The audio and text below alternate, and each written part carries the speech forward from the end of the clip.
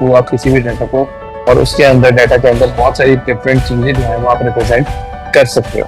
ठीक है, तो एक एक करके, अब ये वाला टॉपिक जो है ये सर थोड़ा लेंथी टॉपिक है, बट मुश्किल नहीं है। लेंथी से मतलब ये है कि इसमें बहुत सारी चीजें हैं जो हमें पढ़नी पड़ेंगी, जैसा 4 ग्राफ्स के तो भी नाम मैंने आपको बता भी दिया, तो वो सारे के सारे हमने ग्राफ्स पढ़ने भी हैं। ठीक है, और उसके अलावा उसके साथ हमने एक एक करके उनकी एग्जांपल्स करेंगे। ठीक है, और उसके अलावा भी बहुत सारी चीजें होती हैं, जैसे मीन, मीडियन, मोड, ये भी कुछ बहुत सारी चीजें हैं। ठीक है? आज हम थोड़ा सा ये स्टार्ट करते हैं डायग्राम्स वाले टॉपिक से इसके, और फिर हम देखते हैं कि इसके अंदर हमें करना क्या होता है। ओके, ये आपको स्क्रीन पे क्वेश्चन नजर आ रहा होगा। अब कभी भी हमें पाई चार्ट रिलेटेड कोई क्वेश्चन हो, या पाई चार्ट रिलेटेड आपको एंगल फाइंड करना है या लोग फाइंड करना है, तो कभी भी नंबर ऑफ लोग या स्टूडेंट या वैल्यू, कभी भी आपने कुछ फाइंड करना हो पाई चार्ट के ऊपर, तो उसका तरीका ये होता है कि न्यूमरेटर में आता है एंगल, डिनोमिनेटर में आता है टोटल एंगल, जो कि हमेशा होगा 360 इन अ पाई चार्ट, और इसको करेंगे बाय द टोटल वैल्यू, जो भी आपकी टोटल वैल्यू है आप उससे मल्टीप्लाई कर लेते हैं। ये होता है एक बेसिक फॉर्मूला। इसका रेशो से भी कर सकते हैं। ठीक है, और इस तरह भी कर सकते हैं। अगर फॉर्मूला की बात करें तो फॉर्मूला ये है। अब जैसे फॉर एग्जांपल वो ये कहते हैं इस तरह क्वेश्चन के अंदर कि आपके पास जो नंबर ऑफ स्टूडेंट्स हैं वो है 720, ये आपके पास स्टूडेंट्स है। इन स्टूडेंट्स में से हर स्टूडेंट कोई ना कोई सब्जेक्ट्स लेता है। अब ए पार्ट के अंदर कहता है कि पाई चार्ट के ऊपर साइंस का जो एंगल है दैट इज 84। तो आप बताओ कि आपके नंबर ऑफ स्टूडेंट्स जो साइंस पढ़ते हैं वो कितने होंगे। तो जब आपने यहाँ पे नंबर फाइंड आउट करना है, तो पहले हम लिखेंगे साइंस का angle which is 84 divided by the total angle which is 360 multiply by the total number of people. तो आपके टोटल नंबर ऑफ पीपल कितने? 720। Minimum is 720। इसको अब आप सॉल्व कर लो। तो कैलकुलेटर के ऊपर आप इसको सॉल्व करो, देखो आपका जो आंसर है वो क्या निकलता है आपको।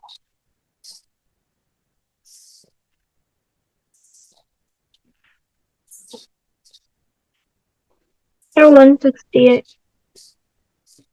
168। ये है आपके साइंस स्टूडेंट्स जो थे 168। अच्छा, इसका एंगल भी मैं सामने लिख लेता हूँ, वो दिया हुआ था 84, तो ये मैं यहाँ पे लिख लेता हूँ।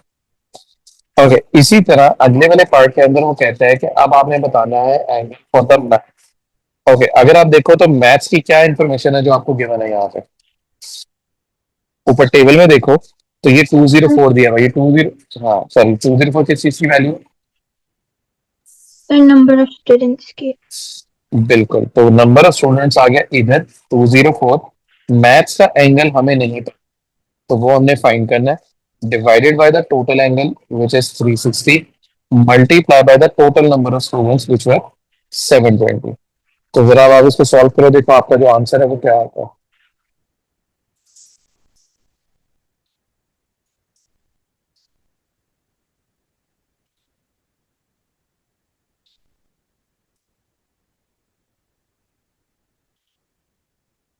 104। सॉरी कितना? 104। 104? आई यू श्योर इट्स 104? आप दोबारा देख लीजिए, आई थिंक 102 आता है, 104 नहीं आता। सर मेरा 102 आ रहा है। हाँ, 102 ही आना चाहिए। देखो 360 और 720, हाँ 360 और 720 कटेगा तो 2 रह जाएगा, और 2 जब 204 से जाके डिवाइड होगा तो 2 रह जाना चाहिए। ठीक है, तो ये हमारे पास जो एंगल आ गया दैट इज 102 डिग्री। ओके, इसी तरह अगले वाले पार्ट के अंदर अगर आप देखो तो वो कहता है कि 35% पीपल प्रेफर्ड इंग्लिश। ठीक है, 35% जो लोग हैं उन्होंने इंग्लिश पढ़नी है।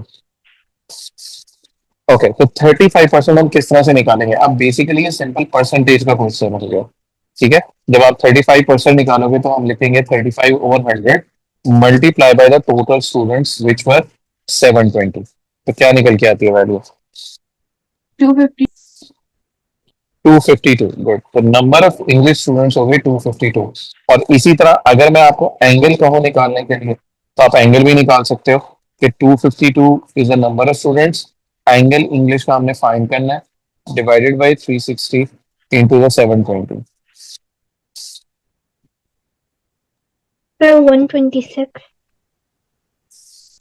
126, ओके। तो ये वाला एंगल भी मैं याद रखता हूँ। ओके, लास्ट वाले को अगर आप देखो तो आपने हिस्ट्री के स्टूडेंट्स बता लो। अब हिस्ट्री के स्टूडेंट्स हम कैसे बताएंगे, देख के बताओ। How will we find the number of students who take history? 720 minus 168 plus 204 plus 252. Very good, यही लॉजिक यहाँ पे यूज करेंगे। हमें पता है कि हमारा टोटल जो है वो 720 स्टूडेंट्स का है, तो आप 720 में से इन तीन वैल्यूज को आप उसमें सब्ट्रैक्ट कर दोगे तो आपके पास नंबर ऑफ हिस्ट्री स्टूडेंट्स आ जाएंगे। तो कितना निकल के आता है? 96. 96, गुड। और एंगल के साथ भी आप सेम अप्रोच यूज कर सकते हो, या अदरवाइज आप फॉर्मूला यूज करना चाहते हो वो भी यूज कर सकते हो। और हमें पता है कि हमारा टोटल एंगल जो है दैट इज 360। तो 360 में से आप ऊपर वाले तीन एंगल सब्ट्रैक्ट कर दो तो आपके पास फोर मिसिंग एंगल जो है वो आ गया।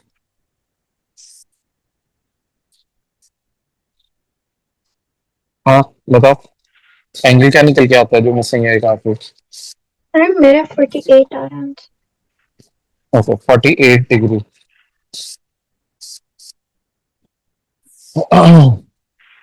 ओके, तो ये हमारे पास तीनों एंगल्स निकल आए, चारों एंगल, ये चारों एंगल्स निकल आए और नंबर ऑफ लोग भी निकल आए।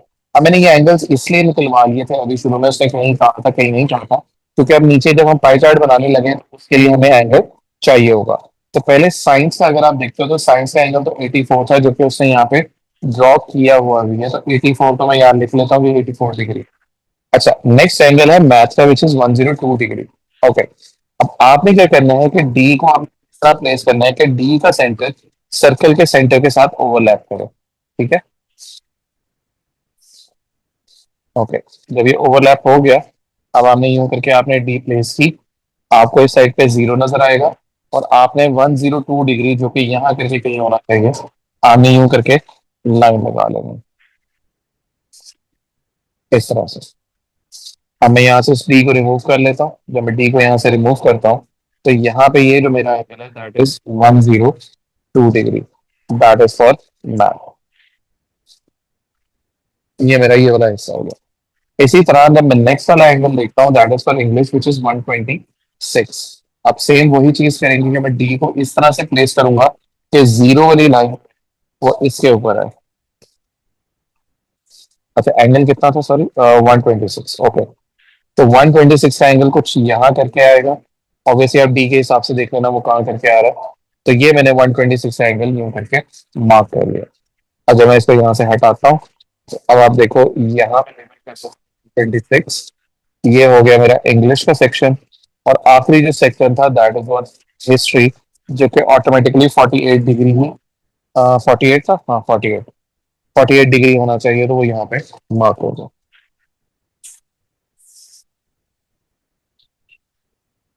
अब बताओ यहाँ तक कोई चीज कोई कंफ्यूजन? Yes. ओके, इस तरह से करते हैं। ओके, अब ये जितनी ये जो ऊपर टेबल बना हुआ था यही टेबल यहाँ देखोगे नीचे भी बना हुआ है हमारे पास। ठीक है, लेकिन अब जो है पहले हमने इसका पाई चार्ट ड्रॉ किया था, अब जो है हम इसका बार चार्ट ड्रॉ करेंगे। बार चार्ट के अंदर बेसिकली बार्स बनती हैं, बट बार्स के इन बिटवीन जो होगा गैप होगा। ठीक है, आपने बार्स के दरमियान में गैप रखना है, दैट इज इम्पोर्टेंट। क्योंकि अगर गैप नहीं होता उसको हम कहते हैं हिस्टोग्राम, बट अगर गैप होगा तो उसे हम कहेंगे बार चार्ट। ओके, अगर आप अपनी वैल्यूज देखना शुरू करो तो साइड पे वैल्यूज जो मुझे मैक्सिमम वैल्यू नजर आ रही है वो आ रही है नजर 252, और मिनिमम वैल्यू आ रही है 96। ओके, अब मुझे बताओ वाई एक्सेस पे जब हम स्केलिंग करेंगे तो आप मुझे बताओ यहाँ पे कितने कितने का हमें ये गैप रखना चाहिए, ये वाला।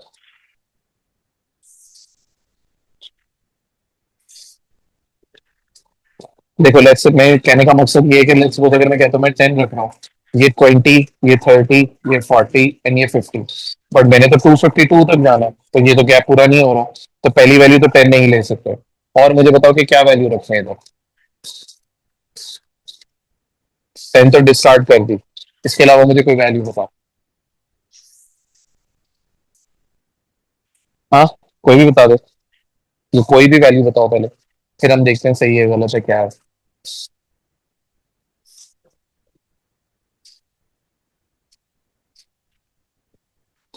हाँ बेटा, कोई भी। 50. 50, ओके। ये देखो 50, देन 100, 150, 200 एंड 250। बट हमें 252 की भी वैल्यू चाहिए, तो ये सीधा है।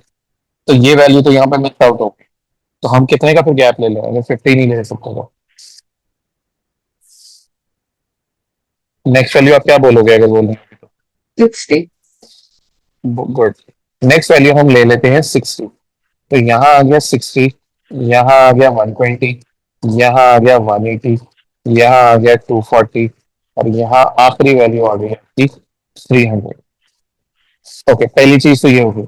अब ये देखोगे तो आप, अगर आप गौर से देखो, मैं थोड़ा जूम करके दिखा देता हूँ। ये बेसिकली 2x2 का बॉल होता है, यानी 2 सेंटीमीटर इस तरह और 2 वर्टिकली होता है। अगर आप इसमें नंबर ऑफ लाइंस काउंट करोगे तो यहाँ से लेके यहाँ तक 10 लाइंस नजर आती है।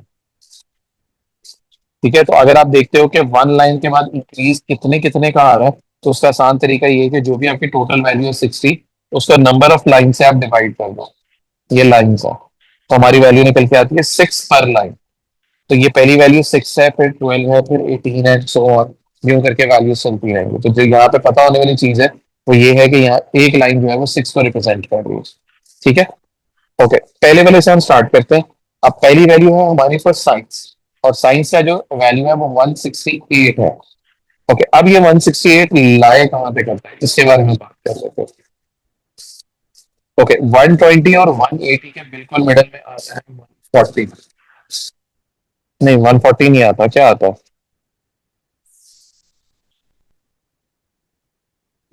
एक्चुअली आता है 150, आई थिंक। ये मैं इनके भी मिडल्स लिखता जाता हूँ ताकि इनको जब हमें यूज करना पड़े तो हम इजीली यूज कर सको। ओके, पहली वैल्यू है 168। ओके, अगर देखो यहाँ पे ये वैल्यू है 150, ये होगी 156, ये होगी 162, और ये वैल्यू होगी 168। ठीक है, तो ये मैंने आखिरी डॉट लगाया है, ये वाला 168 का है। तो इसके ऊपर यूं करके आप एक वर्टिकल लाइन लगा लो। मैंने यहाँ पे भी लगा ली, और फिर मैंने यहाँ पे भी लगा ली, और यूं करके मैंने ये एक बार क्रिएट कर ली जिसकी हाइट जो है वो है 168। और नीचे आपने इसको लेबल कर लेना है कि ये साइंस है। बताओ, ये पहला स्टेप समझ आया कि नहीं आया बेटा सबको? Yes, sir. Okay, next value देखो कितनी है आपकी, 204। अब देखो 204 जो है वो कहाँ पे लाई करेगा, तो 180 से ऊपर चले जाते हैं, या 210 से, ये 210 है, 210 से नीचे चले जाओ। 210 से एक स्टेप 6, एक यूनिट नीचे जाओगे तो हो जाएगा 204। तो मैंने 204 तक ही जाना था, तो इसका मतलब ये है कि 204 से मैं नीचे तो वर्टिकल लाइनें क्रिएट कर लेते हैं इधर भी, और दूसरी भी मैं यहाँ पे रख के क्रिएट कर लेता हूँ, ये हो गई। और यूं करके मैंने इसकी टॉप लाइन ज्वाइन कर ली। ये हो गया मेरा मैथ। तो साइंस भी हो गया, मैथ्स भी हो गया। नेक्स्ट है आपका इंग्लिश।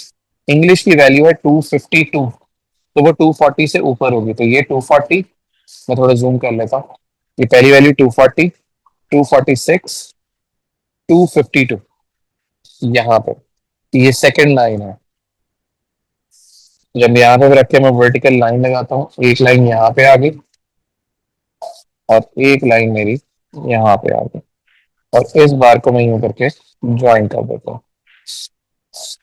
इसी तरह आखिरी वैल्यू है 96, तो 90 से एक लाइन ऊपर होना चाहिए, जो कि ये वाली लाइन। यूं करके मैंने वर्टिकली इसे बास खड़ी कर ली। तो ये मेरी आखिरी जो था ये इंग्लिश था, नहीं इंग्लिश नहीं था, सॉरी, ये हिस्ट्री था, और ये वाला इंग्लिश था। ये हमारा फाइनल आंसर है।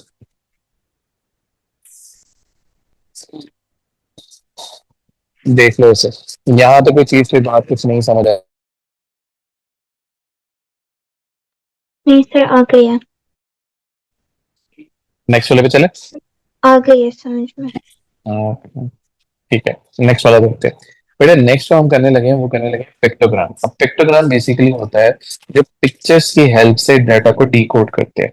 जो इसमें सबसे इंपॉर्टेंट चीज होती है वो होती है इसकी की, जिसके बगैर आप डाटा को डिकोड नहीं कर सकते हो। तो यहाँ पे आपको नजर आ रहा है कि जो आपका एक सर्कल है वो 10 स्कर्ट्स की सेल्स को रिप्रेजेंट कर रहा है। ठीक है, तो अगर मैं आपसे पूछूं कि मंडे को आपकी सेल्स कितनी हुई, तो आप बता सकते हो कितनी सेल्स हुई। Sir, 15.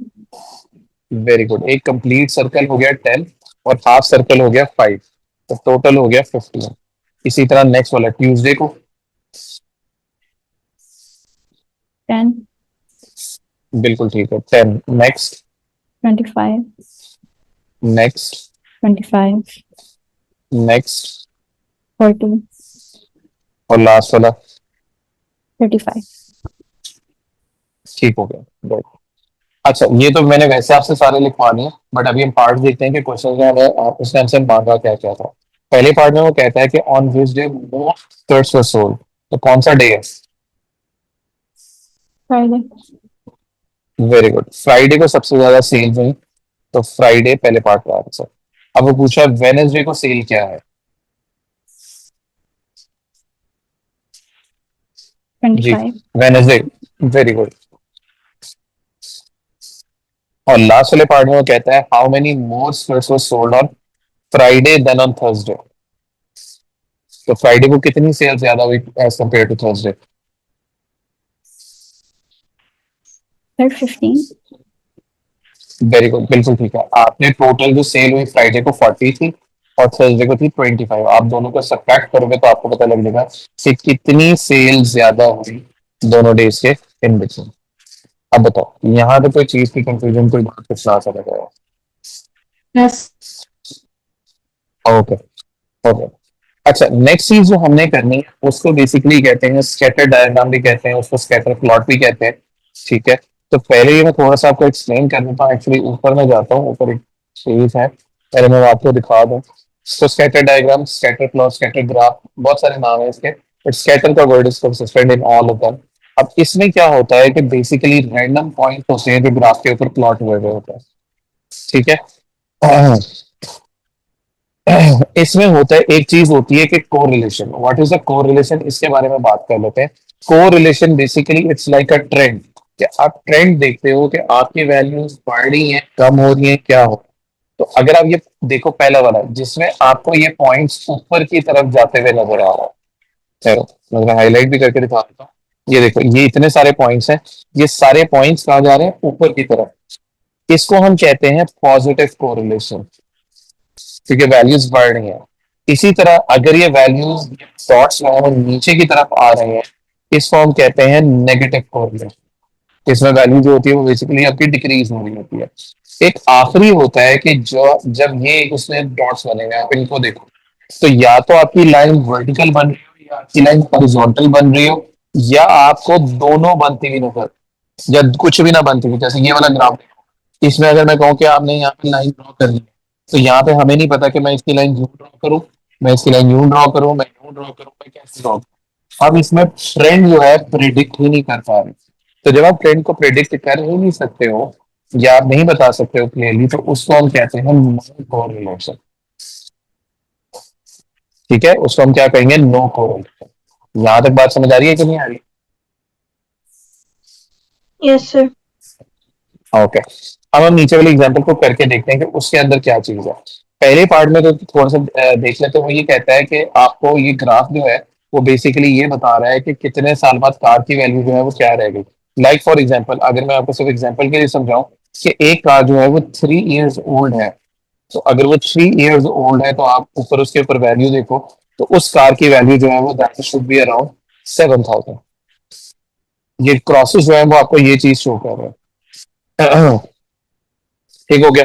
अब जब वो पहले पार्ट के अंदर वो ये कहता है कि आपके पास एक और कार है, ठीक है, उस कार की जो एज है वो 4 इयर्स ओल्ड है और उसकी वैल्यू जो है वो 5,000 है।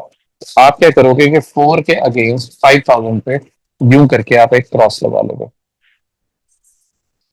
बताओ, ये बात समझ आई कि नहीं आई। Yes, sir. ओके, जब अगले पार्ट में मैं आप लोगों से पूछता हूँ कि भाई इसका कोरिलेशन क्या होगा, तो आप देखो क्या आपके पॉइंट्स ऊपर जा रहे हैं या नीचे जा रहे हैं, क्या ट्रेंड है पॉइंट्स का? नीचे जा रहे हैं। नीचे जा रहे हैं। जब नीचे जा रहे होते हैं तो उसको हम क्या कहते हैं, पॉजिटिव के negative? Negative sir. Very good, उसको हम कहेंगे कि ये नेगेटिव कोरिलेशन है। ये हमारा आंसर है इस पार्ट में। ओके, इसी तरह एक और एग्जांपल इससे कर लेते हैं जिसमें हम लाइन ऑफ बेस्ट फिट के बारे में भी बात करेंगे। इस पार्ट में देखो, ये जो रेड में पॉइंट्स हुए हैं, ये पॉइंट्स ऑलरेडी वो ग्राफ के ऊपर प्लॉट कर चुका है, बट कुछ ये आखिर के जो 3 पॉइंट्स ग्रीन के अंदर है, ये पॉइंट उसने अभी प्लॉट नहीं किए। तो पहले हम यही करेंगे कि पहले ये भी पॉइंट हम प्लॉट करते हैं।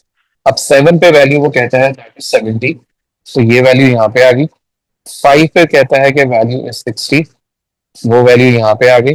और 8 पे वैल्यू वो कहता है that is 86, that should be here somewhere. Okay, अब वो कहते हैं कि आपने बनानी है line of best fit. Now what is the line of best fit? Line of best fit ऐसी लाइन होती है जो पॉइंट्स को इक्वली डिस्ट्रीब्यूट करे, और कोशिश करनी है कि पॉइंट्स उसके पास पास रहे, ज्यादा दूर ना जाए। लाइक फॉर एग्जांपल, अगर मैं यूं करके एक बनाता हूँ, ये देखो, अगर मैं इसकी लाइन ऑफ बेस्ट फिट बनाना चाहता हूँ तो मैं कुछ इस तरह की लाइन बना लेता हूँ। तो आप देख रहे हो कि मैं पॉइंट्स जो है जितना मैं इक्वली डिस्ट्रीब्यूट कर सकता हूँ वो मैं कर रहा हूँ। 2 पॉइंट्स लाइन से ऊपर है, 2 पॉइंट्स लाइन से नीचे है, और पॉइंट जो है वो पास पास नहीं है, ज्यादा दूर कोई भी। समझ आ रही है बात? हाँ। Yes, sir. ओके, अगर इसमें हम थोड़ी सी और चेंजिंग लेके आए, मैं आपको दिखाता हूँ। इसमें पॉइंट्स जो है वो मैं कुछ और ले लेता हूँ। ये ये ये ये ओके, अब इसके अंदर क्या होगा अगर आप देखो, मेजोरिटी ऑफ द पॉइंट कर लेते हैं। अब मेजोरिटी ऑफ द पॉइंट क्या है कि अगर मैं लाइन यूं करके बना लेता हूं, अब देखो, क्या आपको लग रहा है कि पॉइंट्स इक्वली डिस्ट्रीब्यूट हो रहे हैं और सारे पॉइंट्स, या मेरी लाइन जो है वो पॉइंट्स को फॉलो कर रही है? अच्छा चलो, इसको मैं लाइन 1 कह देता हूँ। एक्चुअली मैं 2 3 लाइन ताकि आपको थोड़ी समझ आए। एक मैं ये लाइन बना लेता हूँ, एक मैं ये लाइन बना लेता हूँ, या चलो थोड़ा सा मैं इसे टेढ़ा कर लेता हूँ।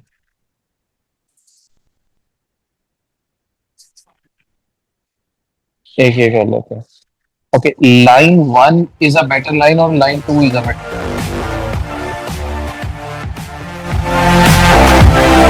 जो पॉइंट्स को follow, okay, how is line 1? Equal points on both sides. लेकिन उसमें प्रॉब्लम क्या है?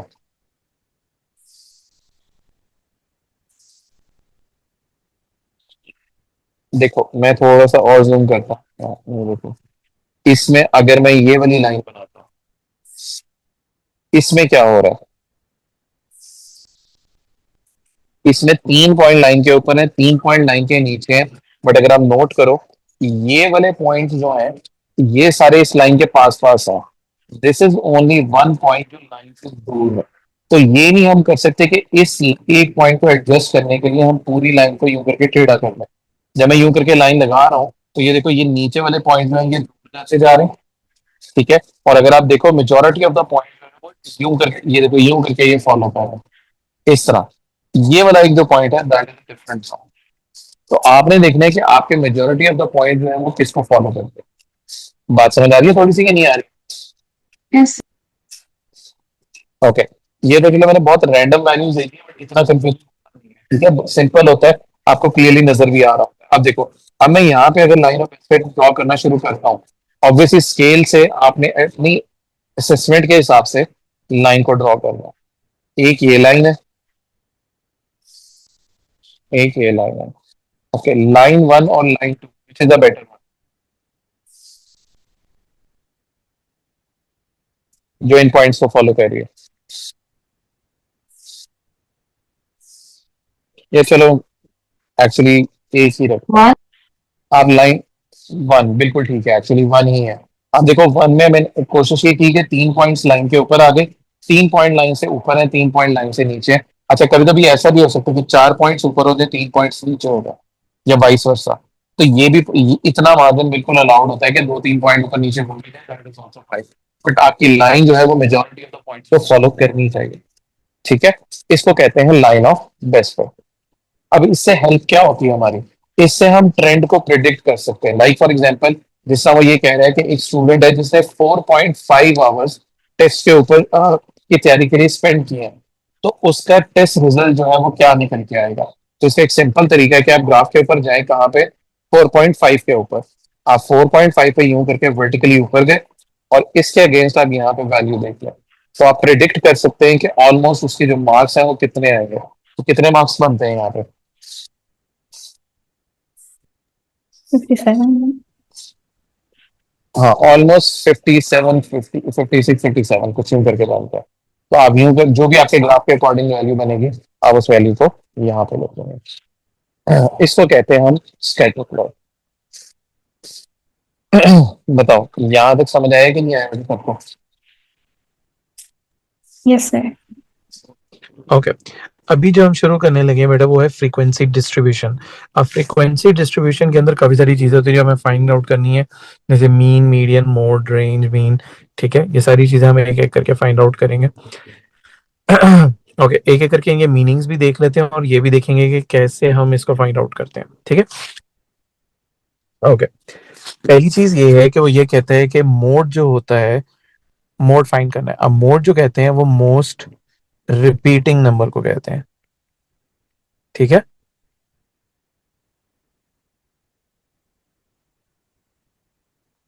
मोस्ट रिपीटिंग नंबर, या फिर जिसकी फ्रीक्वेंसी हाईएस्ट होती है, हाईएस्ट फ्रीक्वेंसी वाला नंबर। फ्रीक्वेंसी होता है बेसिकली कौन सी चीज कितनी दफा रिपीट हो रही है, उसको कहते हैं हम फ्रीक्वेंसी।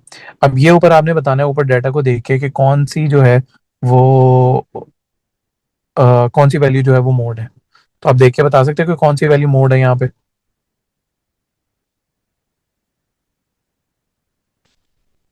Sir, 7. बिल्कुल ठीक है, 7। अच्छा, इसको करने का ये तरीका ये होता है कि पहले आप लोग क्या करो, इस नंबर, ये जो भी लिखे हुए ना नंबर्स, इनको आप ऑर्डर में अरेंज कर लो, असेंडिंग या डिसेंडिंग। हम असेंडिंग ऑर्डर में इन सारे नंबर्स को अरेंज कर लेते हैं फ्रॉम स्मॉलेस्ट टू लार्जेस्ट। तो बताते हैं सबसे स्मॉलेस्ट नंबर इस डाटा में कौन सा है? Sir, 1, 1। बिल्कुल ठीक है, नेक्स्ट नंबर 2, बोलते जाओ, मैं लिखता जाऊँ। ठीक है, 3, हम्म 4, हम्म 5, हम्म 6, अच्छा देखो बेटा, 7. 5 जो है ना वो 2 दफा आ रहा है, तो आपने दोनों दफा 5 लिखना है। ठीक है, ठीक है सर। सर ओके फिर 6, उसके बाद फिर 7 4 times. 7 4 टाइम्स, और आखिरी 9। 9. बिल्कुल ठीक हो गया। अब अगली चीज आती है मीडियन। मीडियन बेसिकली कहते हैं बेटा मिडल वैल्यू को, जो भी आपके डाटा का मिडल होगा आपने वो बताना है। अब आप खुद देखो ये ऊपर कितने नंबर्स लिखे हुए हैं यहाँ पे। जरा काउंट करो कितने नंबर्स बनते हैं। Sir, 12. 12 नंबर्स बनते हैं। अगर 12 को मिडल निकालना है तो डिवाइड बाई 2 करते हैं। अब निकल के आता है बेसिकली 6।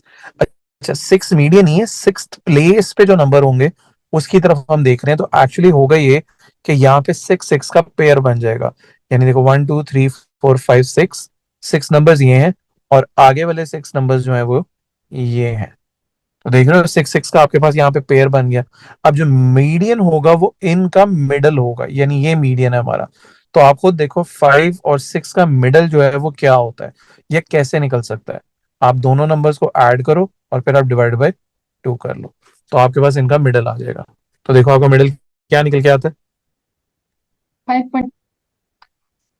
5.5। वेरी गुड, ठीक है। तो जो भी आपका मिडल निकल के आता है आपने उस तरह से करना है।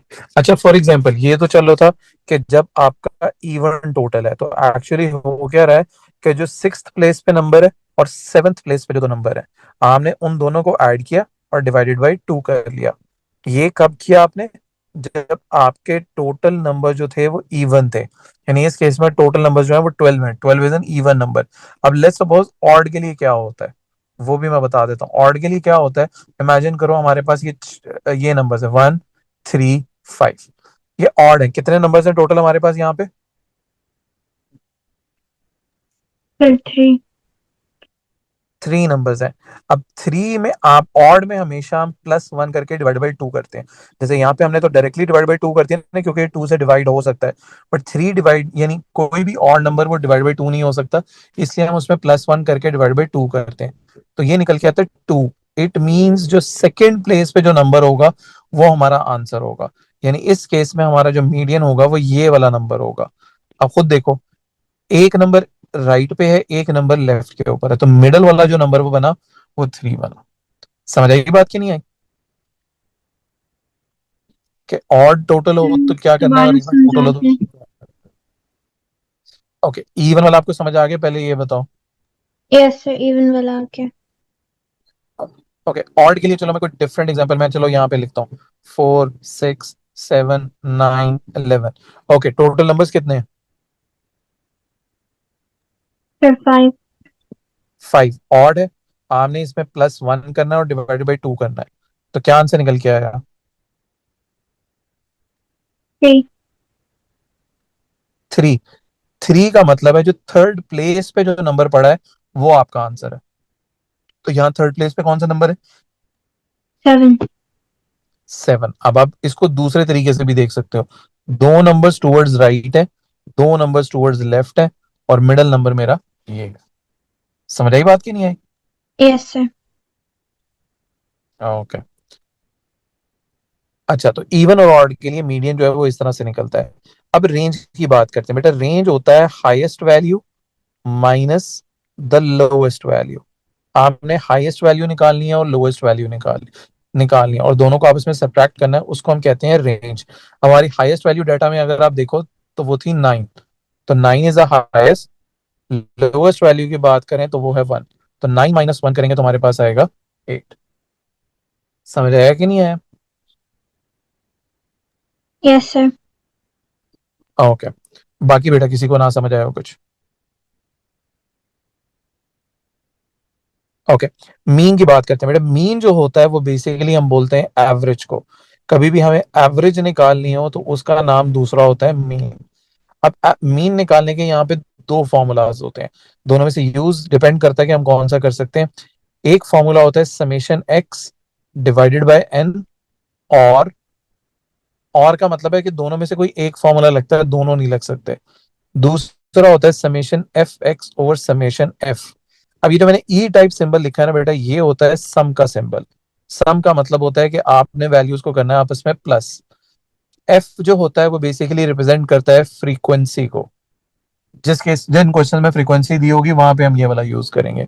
उसके बाद अगर इस वाले फॉर्मूला में देखो तो एन कहते हैं कि जितने भी आपके पास टोटल नंबर्स हैं वो सारे आपने यहाँ पे लिखने हैं कि कितने नंबर्स हैं आपके पास। यहां तक समझ आया कि नहीं है कि फॉर्मूला में कौन सी चीज किसके लिए स्टैंड यस करती सर। है? ओके, अगर आप ऊपर वाले इस क्वेश्चन को देखो, क्या इस क्वेश्चन में कहीं पे हमें फ्रीक्वेंसीज दी हुई है?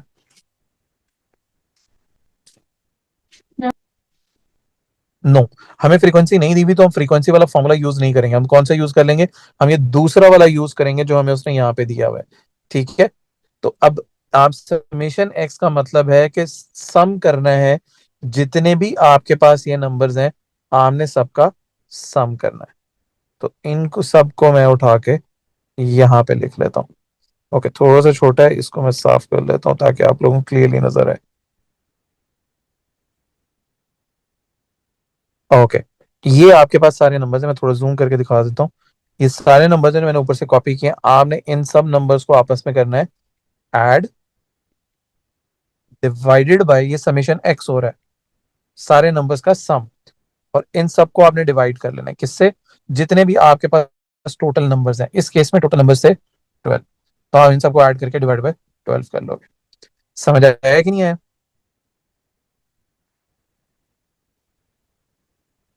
Yes sir. ओके, इस तरह से निकलता है आप लोगों का मीन। ओके बेटा, बाकी लोग बताओ। हाँ मारिया, सो हाँ वानिया, जरा आप लोग बताओ। उमर, समझ आया कि नहीं? सर मीन 63/9 आ रहा है, तो हम फ्रैक्शन में लिख लेंगे उस तरह। We always prefer the mean in decimal. Unless unless के क्वेश्चन आपका P1 का है और आप नहीं कर सकते हो, वरना अदरवाइज लिख हम दोनों में सकते हैं, एक्सेप्टेबल दोनों के अंदर होता है, बट प्रेफर अगर आप पूछो तो ऑलवेज इन द डेसिमल।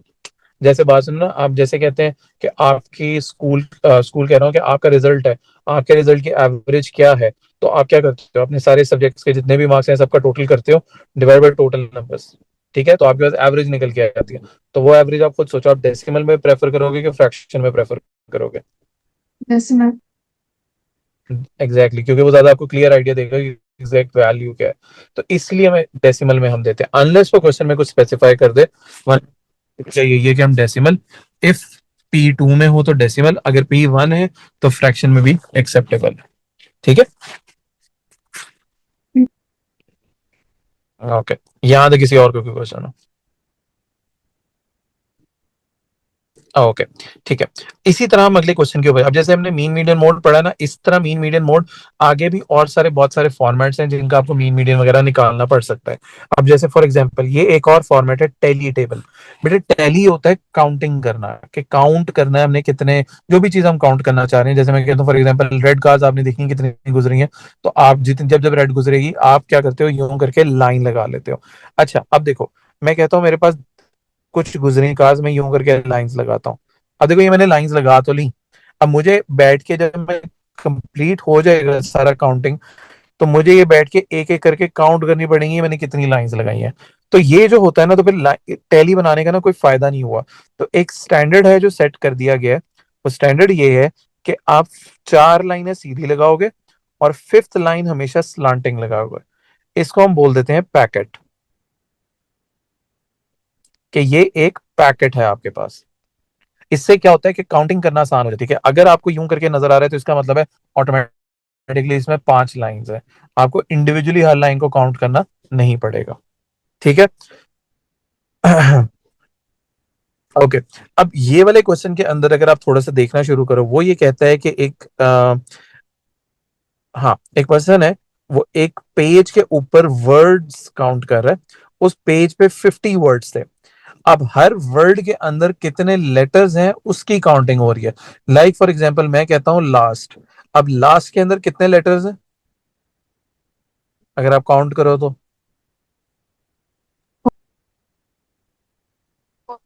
4। तो वो क्या करेगा, 4 में जाके यूं करके एक लाइन लगा देगा, ठीक है। तो लेटर्स काउंट करने का ये मतलब है।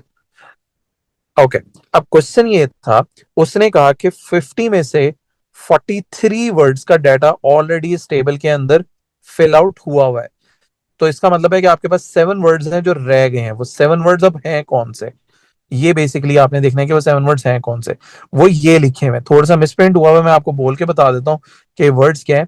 And they all lived happily ever after, all lived, okay यहां करके लिख लेते, लिव्ड हैप्पीली एवर आफ्टर, ठीक है। ये वर्ड्स हैं जो मिसिंग है, इनकी वैल्यूज पहले, ये टेली टेबल आपने इन वैल्यूज के थ्रू आपने कंप्लीट करना है। ओके, पहले वर्ड से स्टार्ट करते हैं।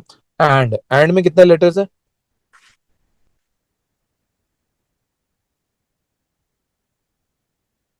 3. तो आप क्या करोगे, 3 में जाके एक लाइन और लगा लोगे यो। Okay, next one, they, how many letters? 4. Okay, one more line in 4 like this. उसके बाद again all, how many letters? 3. तो 3 में एक लाइन और आ गई। उसके बाद lived, how many letters? 5. Okay, अब 5 में बेटा नोट करो तो 4 लाइंस ऑलरेडी लगी हुई है, तो जब मुझे नेक्स्ट लाइन लगानी है फिफ्थ, वो तो मैं यूं करके वो स्लांटिंग लाइन लगाऊंगा इस तरह से। ओके, उसके बाद happily, 7. Okay one more line here, ever and then after, how many words in each? 4 and 5. Good. 4 में देखो 4 लाइंस ऑलरेडी हैं, तो फिफ्थ लाइन स्लांटिंग, और 5 में एक लाइन और। ये हो गए मेरे टेरी टेबल कंप्लीट। अब मैं इनकी लिखूंगा फ्रीक्वेंसीज। ओके, फ्रीक्वेंसी का मतलब है कि बेसिकली टेली को आपने काउंट करना है, तो आप एक एक करके मुझे फ्रीक्वेंसी बताते जाओ। पहली फ्रीक्वेंसी हमारी क्या होगी, जितनी लाइंस है वो फ्रीक्वेंसी है हमारी। ओके, फर्स्ट वाले से स्टार्ट करो। 3,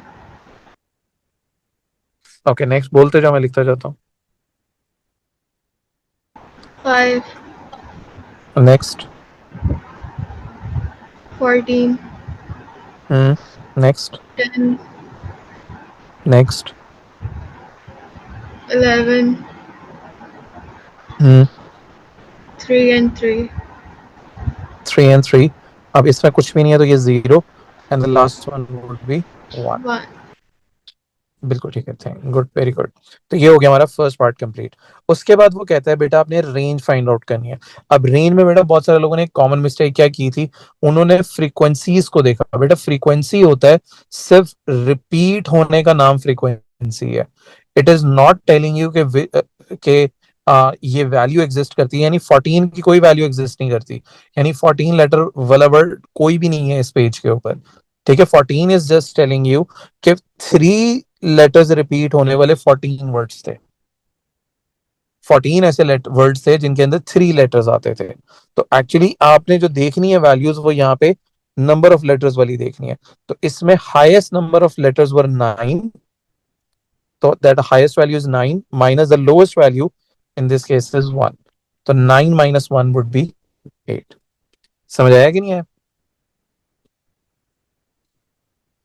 क्योंकि बहुत सारे लोग यहाँ पे फ्रीक्वेंसीज को आपस में हाईएस्ट माइनस लोएस्ट सब्ट्रैक्ट कर रहे थे, जो कि गलत था। Yes, sir. आ ओके, गया. मीडियन के बारे में बात करते हैं। बेटा मीडियन वही उसी तरह से कि मिडल है। अब टेबल्स में मीडियन निकालना और आसान होता है, बट डिफरेंट होता है, बट होता आसान है। कैसे? आप तो पहले देखो कि आपकी ये जो फ्रीक्वेंसीज हैं उनका टोटल क्या बनता है। अगर आप देखोगे ऊपर भी वैसे उसने लिखा हुआ है 50 word, there were total 50 words, तो आप फ्रीक्वेंसीज को भी ऐड करोगे तो आपकी टोटल फ्रीक्वेंसी जो है वो 50 निकल के आती है। अब 50 का आपने मिडल देखना है, तो आप 50 डिवाइड बाई 2 करो तो वो निकल के आता है 25th। ठीक है, अब आपने क्या करना है, फ्रीक्वेंसीज को ऐड करना है और देखना है 25th प्लेस किस ग्रुप के अंदर आती है। जैसे फॉर एग्जाम्पल पहला ग्रुप है ये जिसमें फ्रीक्वेंसी 3 तक है। अब यहाँ तो 25 नहीं आया, तो आप क्या करो 3 प्लस, सॉरी क्या कह रहे हो? 4 में. हाँ बिल्कुल, अभी करके भी देख लेते हैं। 3 + 5 करते हो तो आपके पास आता है 8th। अभी हम 8 तक रीच किए हैं, हमें पहुंचना है 25 तक, तो it mean we are still far. अब 8 में आप 14 ऐड करो, व्हाट डू यू गेट?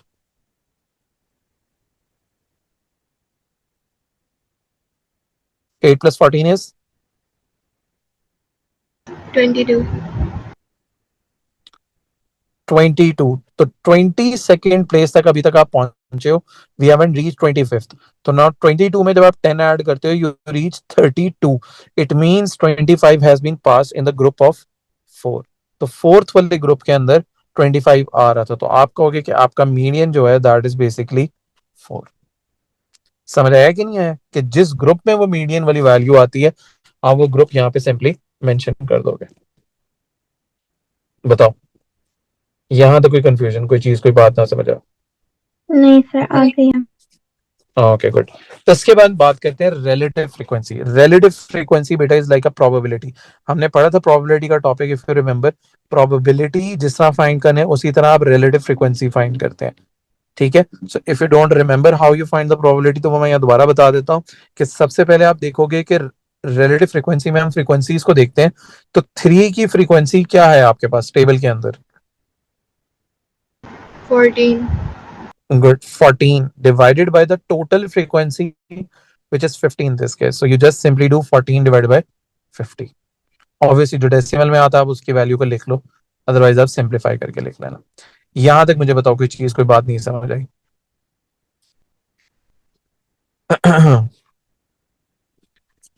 नहीं सर, ओके, आ गया. अगर ये ठीक हो गया। ओके, लास्ट पार्ट की बात करते हैं, मीन। ओके, मीन के मैंने आपको ऊपर 2 फॉर्मूलाज बताए हैं, तो आप मुझे बताओ देख के कौन सा फॉर्मूला यहाँ पे अप्लाई होगा, फर्स्ट वन और द सेकंड वन?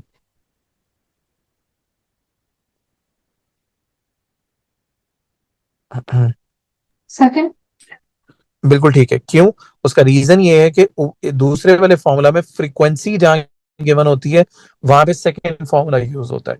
इस केस में हमें यहाँ पे उसने फ्रीक्वेंसी दी हुई है, it means we are going to use the second formula. पहले वाला फॉर्मूला लगाओगे तो वो लगेगा नहीं। ठीक है, तो हम फॉर्मूला जो यूज करने लगे हैं वो यूज करने लगे हैं summation F x divided by summation F. Okay, अब होता ये है कि ये फ्रीक्वेंसी है और उसके अगेंस्ट उसकी एक्स की वैल्यू जो है वो ये दी हुई है, which is 1 in this case. तो आप क्या लिखोगे? 3 टाइम्स 1 प्लस अगली frequency is 5 times the value of x which is 2, तो 5 टाइम्स 2 प्लस इसी तरह next frequency is 14 times 3 plus next 10 times 4 plus 11 times 5 plus 3 times 6 plus 3 times 7 plus 0 times 8 and the last is 1 times 9 divided by the total frequency in this case which was 50। सारी frequency इसको आप add करके भी देख सकते हो, otherwise उसने question में मेंशन भी किया था द टोटल फ्रीक्वेंसी इज 50। तो जरा इसको सॉल्व करो, देखो what is the answer that you get in this case.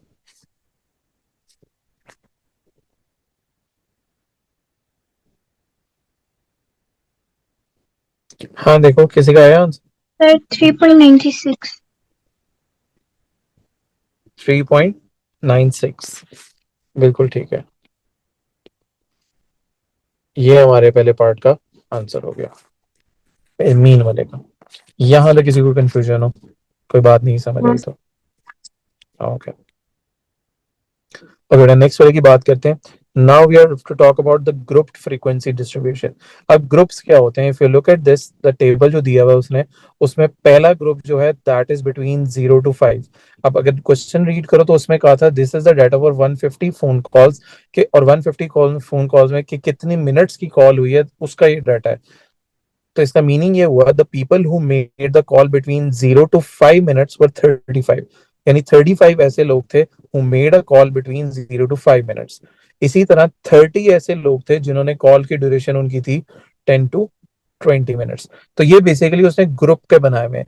अब इसमें एडवांटेज ये होती है कि आप ज्यादा सैंपल, यानी ज्यादा सैंपल से मतलब ये लार्जर नंबर ऑफ पीपल के आप डाटा यहाँ पे लिख सकते हो। जैसे यहाँ 150 लोगों का डाटा है, बट इसमें प्रॉब्लम ये होती है कि let's suppose if I ask you कि बेटा 12 मिनट्स की कॉल कितने लोगों ने की, वो हम नहीं बता सकते। यानी 30 लोग तो मुझे पता है, 10 से 20 के लोग में 30 लोग थे। अब 30 में से कितने ऐसे लोग हैं जिन्होंने 12 मिनट्स की कॉल की? मे बी एक हो, मे बी एक भी ना हो, वी डोंट नो दैट। तो वो इंडिविजुअल डाटा यहाँ पे हमें नहीं पता लग सकता। तो ग्रुप के लिए it's a very good that good form to write the data, but individual values के लिए it's not a very good form to write it.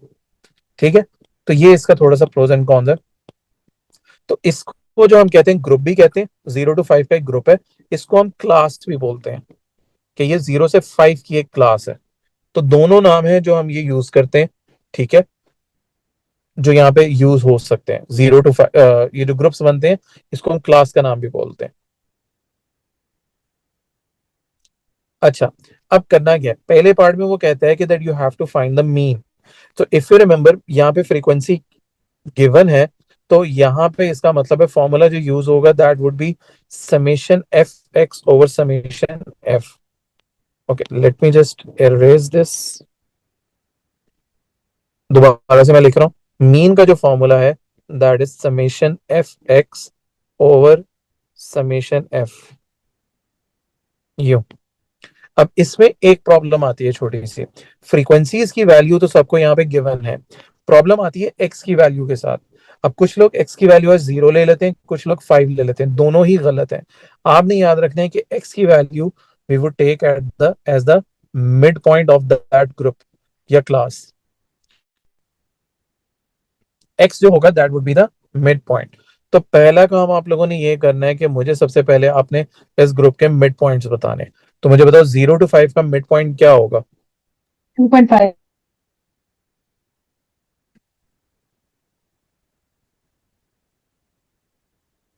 2.5. हाँ, 2.5।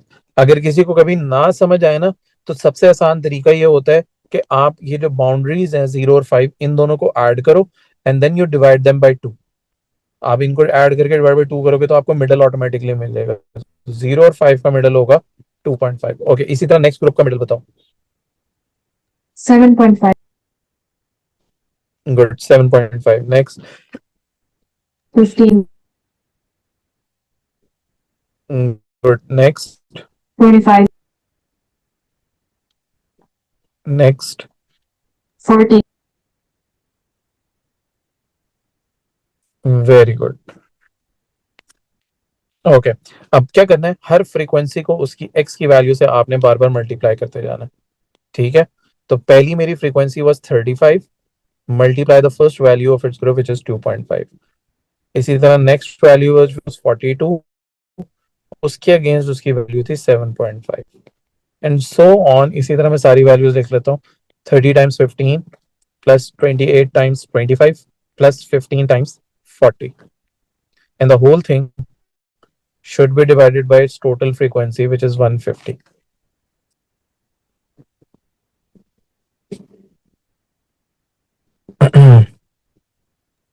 Sir, 14.35. सॉरी, कितना? 14 पॉइंट 14.35 आ रहा है। बिल्कुल ठीक है, 14.35। ये 3 मार्क्स का मीन निकालना ग्रुप्स का ग्रुप का आता है, तो वेरी इजी मार्क्स। सिर्फ ये थोड़ा ध्यान से करना होता है। इसमें ज्यादा से ज्यादा मिस्टेक जो है वो प्लस माइनस वाली होती है, इससे ज्यादा और कोई मिस्टेक जो है वो इस क्वेश्चन के अंदर नहीं होती। समझ आया यहाँ तक कि नहीं आया? Yes, sir. ओके, अगर इसी तरह आप इसके नेक्स्ट पार्ट के ऊपर थोड़ा सा चले जाओ। ओके, अगर आप इसके थोड़े से नेक्स्ट पार्ट पे चले जाओ, वो कहता है मॉडल क्लास। अब मॉडल क्लास का क्या मतलब होता है बेटा? मॉडल का मतलब होता है मोड। ठीक है, तो actually it means the same thing as mode, कोई डिफरेंस नहीं है। तो हम यहाँ पे मोड निकालेंगे। अच्छा, अब मोड में मुझे बताओ सबसे पहले, मोड उसको कहते थे जो मोस्ट रिपीटिंग नंबर हो या हाईएस्ट फ्रीक्वेंसी वाला नंबर हो। तो यहाँ पे कौन सा है जिसकी फ्रीक्वेंसी सबसे हाईएस्ट है? 5, सॉरी, रिपीट करते हो, क्या कह रहे हो? 5 is less than t and k is equal to 10. तो हाँ, दूसरी अगर आप देखो सब बोलो बोलो पहले, सॉरी आपकी आवाज थोड़ी कट गई थी बीच में। ओके, सबसे हाईएस्ट फ्रीक्वेंसी जो है दैट इज फॉर 42, और जिस ग्रुप की या जिस क्लास की है दैट इज बिटवीन 5 to 10। तो आप इसका यूं करके लिखोगे 5 to 10। ठीक है, इसी तरह आपने इसको लिखना है। बताओ यहां तक समझ आया कि नहीं आया? Yes, sir. ओके, इसी तरह नेक्स्ट चीज जो थी वो मीडियन क्लास। अब मीडियन था मिडल। तो पहले तो देखो इस पूरे डाटा का टोटल फ्रीक्वेंसी कितनी है?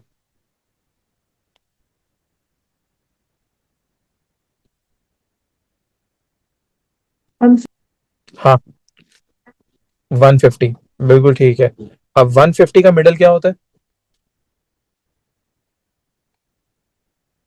75, वेरी गुड, 75। आप इसको डिवाइड बाई 2 करोगे तो आ जाएगा आपके पास 75। अब आपने देखना है where does this frequency of 75 lies.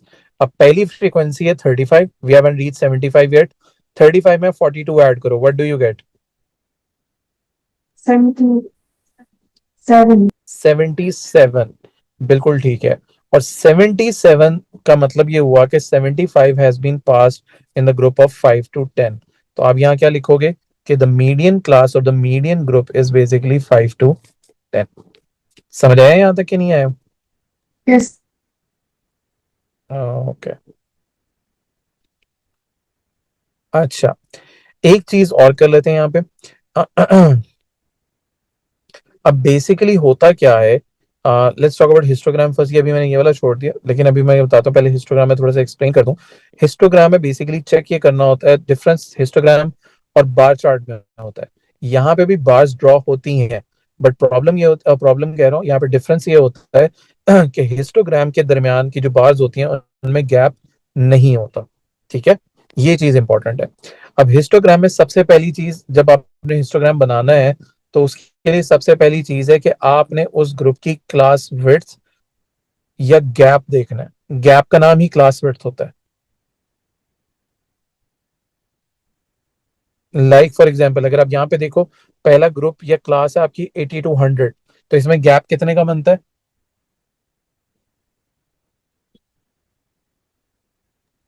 Sir बिल्कुल आर्य ठीक है। हाँ ठीक है, तो बताओ ना गैप कितने का? 80 टू 100 आपने दोनों को सब्ट्रैक्ट कर लेना है। 100 माइनस 80 करोगे तो आपके पास गैप निकल आएगा, जो कि बनता है 20 का। ओके, इसी इसको गैप भी बोलते हैं, इसको इसको एक्चुअली में बोलते हैं क्लास विड्थ। इसी तरह अगले ग्रुप का बताओ, 100 टू 120 कितने की क्लास विड्थ है?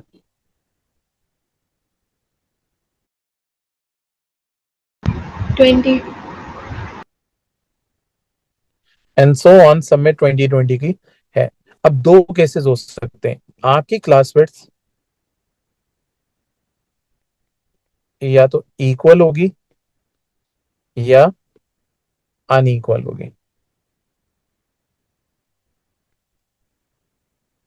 तो अगर इक्वल होगी तो हम फ्रीक्वेंसी यूज करेंगे, और अनइक्वल होगी तो हम फ्रीक्वेंसी डेंसिटी यूज करेंगे। समझ आया कि नहीं आया? यस सर यहां पे सिर्फ एक चीज और, मैं फ्रीक्वेंसी डेंसिटी का फॉर्मूला लिख देता हूँ, फिर हम कल बैठ के हम इसको यूज करेंगे। ठीक है, फ्रीक्वेंसी डेंसिटी का जो फॉर्मूला होता है वो ये होता है, frequency divided by it's class width या गैप। ठीक है, इसको लिख लो, कल हम यहीं से आगे कंटिन्यू करेंगे। ठीक है। यस सर अब जो हम स्टार्ट करने लगे हैं वो वहीं से करते हैं। मैं रिपीट कर देता हूँ, कल हमने जहाँ पे एंड किया था उसका, कि जब भी आपने हिस्टोग्राम बनाना होता है तो पहली चीज आपकी ये होती है कि आप देखते हैं कि आपके उसकी क्लासेस के गैप जो है वो कितना है। गैप्स इक्वल होंगे या वो अनइक्वल होंगे। इक्वल होंगे तो आप यूज करेंगे फ्रीक्वेंसी प्लॉट करने के लिए, और अगर ये अनइक्वल होंगे तो आप फ्रीक्वेंसी डेंसिटी को यूज करेंगे।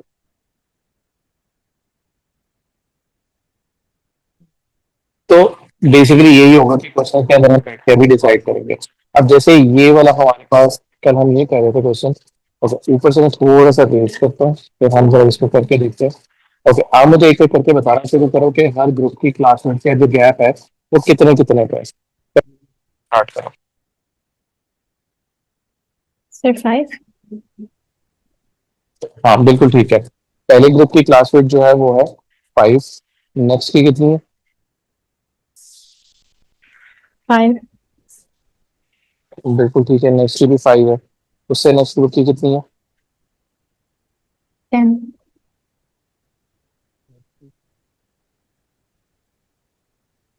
10 क्या रहेगी? or 20. इक्वल है।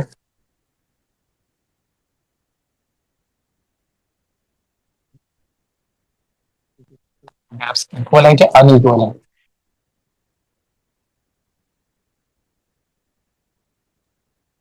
Sir, नहीं बात unequal. की। हाँ अनइक्वल है, तो एक में 5 5 आ रहा था और फिर वो एकदम 10 आ गया। जैसे ही ये पहले 10 आया था यहीं पे अंडरस्टूड हो गया था कि भाई गैप तो इक्वल नहीं है, तो ये अनइक्वल हो गया। तो जब अनइक्वल होते हैं तो बेसिकली आपको यूज करनी होती है, फाइंड करनी होती है फ्रीक्वेंसी डेंसिटी। अब फ्रीक्वेंसी डेंसिटी हम कैसे फाइंड करते हैं? अगर आपको याद हो, फ्रीक्वेंसी डेंसिटी का जो फॉर्मूला था वो था frequency divided by class width. Frequency देखो दैट इज 35। 5 तो आपने क्या करना था, 35 ओवर 5 आप देखो कैलकुलेट उसके ऊपर क्या आता है।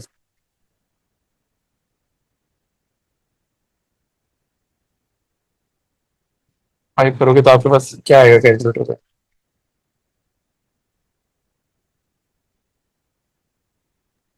Sir, 7. पहली फ्रीक्वेंसी डेंसिटी आ गई 7। अगले ग्रुप की करो। अगले ग्रुप की फ्रीक्वेंसी है 42 और क्लास में है 5। अब करो 42 डिवाइड बाय 5 क्या आता है? Sir, 8.4. 8.4। ग्रुप की देखो, 30 divided by class rate which is 10 के पास।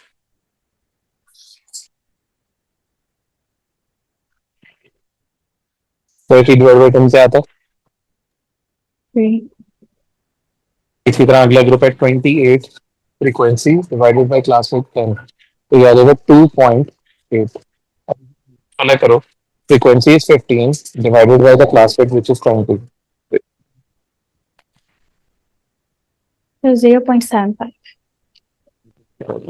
तो ये हमारी वैल्यूज है फ्रीक्वेंसी डेंसिटी की, जिसको आपको ग्राफ के ऊपर वन बाय वन प्लॉट कर सकते हो। तो गैप्स हम देख लेते हैं कितने कितने का हमें यहाँ रखना पड़ेगा। ओके, मुझे मैक्सिमम वैल्यू जो है 8.4 नजर आ रही है फ्रीक्वेंसी डेंसिटी की। तो अगर मैं वन वन का रखता हूँ तो आई डोंट थिंक दैट तो मैं टू का रख के देख लेता हूँ। 2, 4, 6 फ्रीक्वेंसी डेंसिटीज की। अब इसको बारी बारी प्लॉट करते हैं। अब जो पहला ग्रुप था अगर आप देखो तो वो था 0 से लेके 0 से 5 का, ये पहला ग्रुप था और उसकी फ्रीक्वेंसी डेंसिटी निकली थी 7। 5 पे ही लाइन वर्टिकल, और कहाँ तक लाइन होगी ये एक्चुअली होगी 7 तक। एक्चुअली इसको मैं दोबारा प्लॉट करता हूँ। ये है मेरा 7 वाला पॉइंट। तो देखो उस पॉइंट से मैंने वर्टिकली लाइन नीचे की तरफ ड्रॉ की और यूं करके ये मेरी एक हॉरिजॉन्टल लाइन। ग्रुप है जो 0 से 5 का था। अगला ग्रुप था 5 से 10 का, जिसकी वैल्यू है 8.4। 5 के ऊपर भी जो बार है वो रेस करोगे आप 8 पॉइंट की वैल्यू 8 पॉइंट।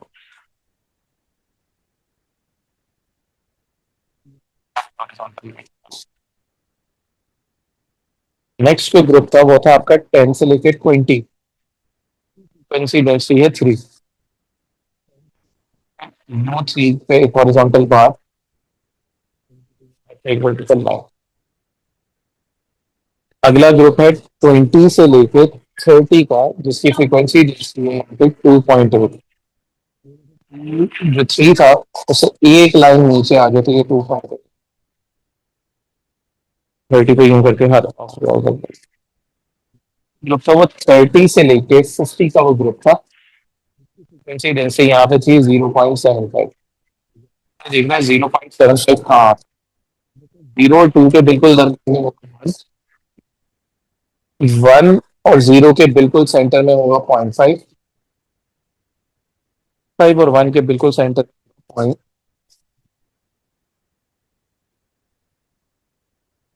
की लाइन करके 0.8 से नीचे थे।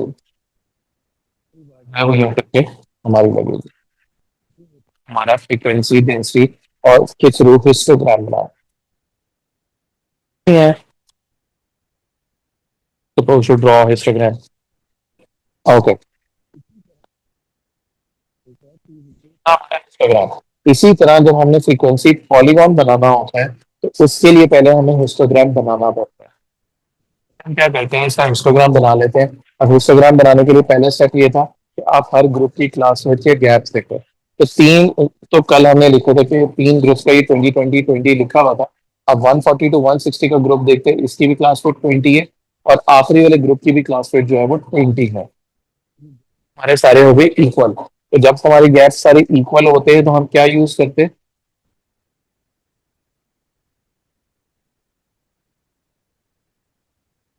गैप्स इक्वल होते हैं तो हम क्या यूज करते हैं, फ्रीक्वेंसी के फ्रीक्वेंसी डेंसिटी। Their frequency. बिल्कुल ठीक है, तो आपने क्या करना है यहाँ पे सिंपल फ्रीक्वेंसी यूज करना है। मैक्सिमम फ्रीक्वेंसी मुझे यहाँ पे 42 नजर आ रही है, तो आप ये कर सकते हो कि 10 10 का मगर गैप रखना है।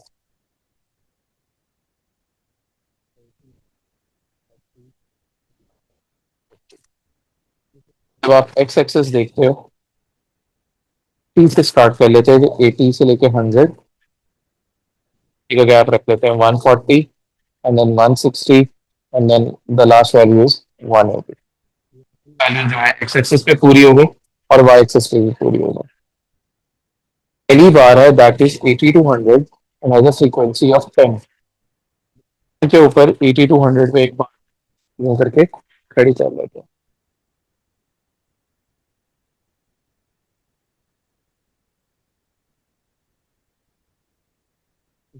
तो हमारा वो 20 और वो 15 तक जा रही है, तो ये 15 तक मैंने निपा लिया है इसकी। तो जैसे यूं हॉरिजॉन्टल डाउन बार है, वो है 120 टू 140, बट वैल्यू जाती है 42 तक। तो ये वैल्यू मेरी 42, इससे दो बार ऊपर चले जाते हैं तो वो 42 आ जाता है हॉरिजॉन्टल लाइन, और फिर ये वापस वर्टिकल लाइन बिल्कुल नहीं होती।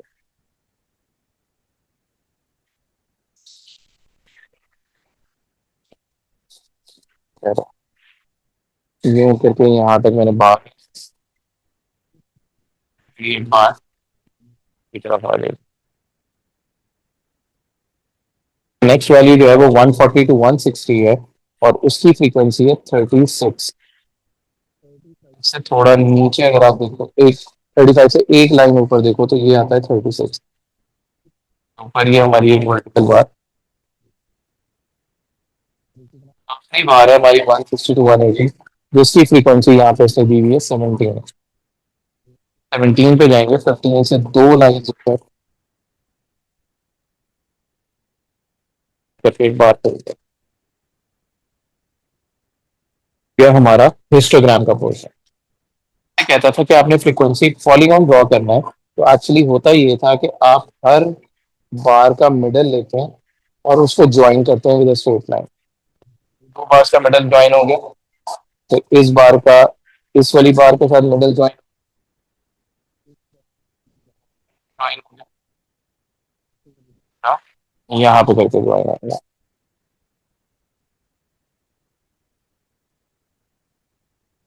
है, और ये 3 पॉइंट्स कह रहे हैं, ये सारे पॉइंट्स जो हैं ये आपस में ज्वाइन होते हैं। ये जो पेंट में लाइन ड्रॉ हुई है, that is known as to be your frequency. यहाँ तक देखो, कोई बताओ कोई चीज की बात नहीं समझ आई। नहीं सर, आ गई है। हमारे कुछ भी सुना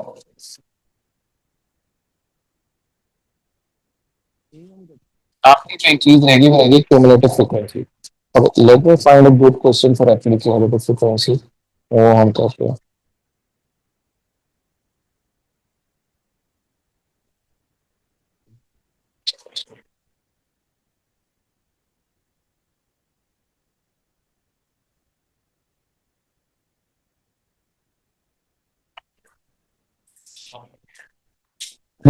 एक्चुअली ये वाला करते हैं, this is a good question.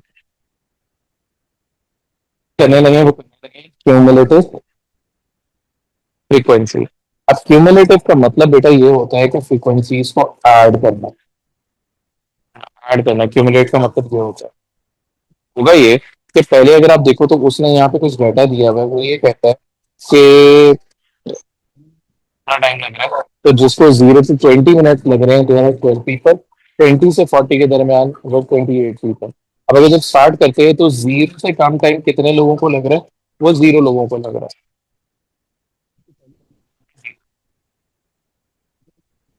20 से कम टाइम कितने लोगों को लगता है, तो आप ये ऊपर से टेबल से देखो, लेस देन 20 का जो टाइम 12 लोगों को लग रहा था, लोगे 12। अब इसका एक आसान तरीका भी आप ये कर सकते हो कि जीरो में नेक्स्ट वाली फ्रीक्वेंसी ऐड करें, यानी 0 + 12 ऐड करें, तो आपको नेक्स्ट फ्रीक्वेंसी मिल जाती है 12। अब अगर इसी तरह मुझे नेक्स्ट निकालनी है तो 12 में आप 28 ऐड करो, देखो आपके पास क्या निकल के आता है।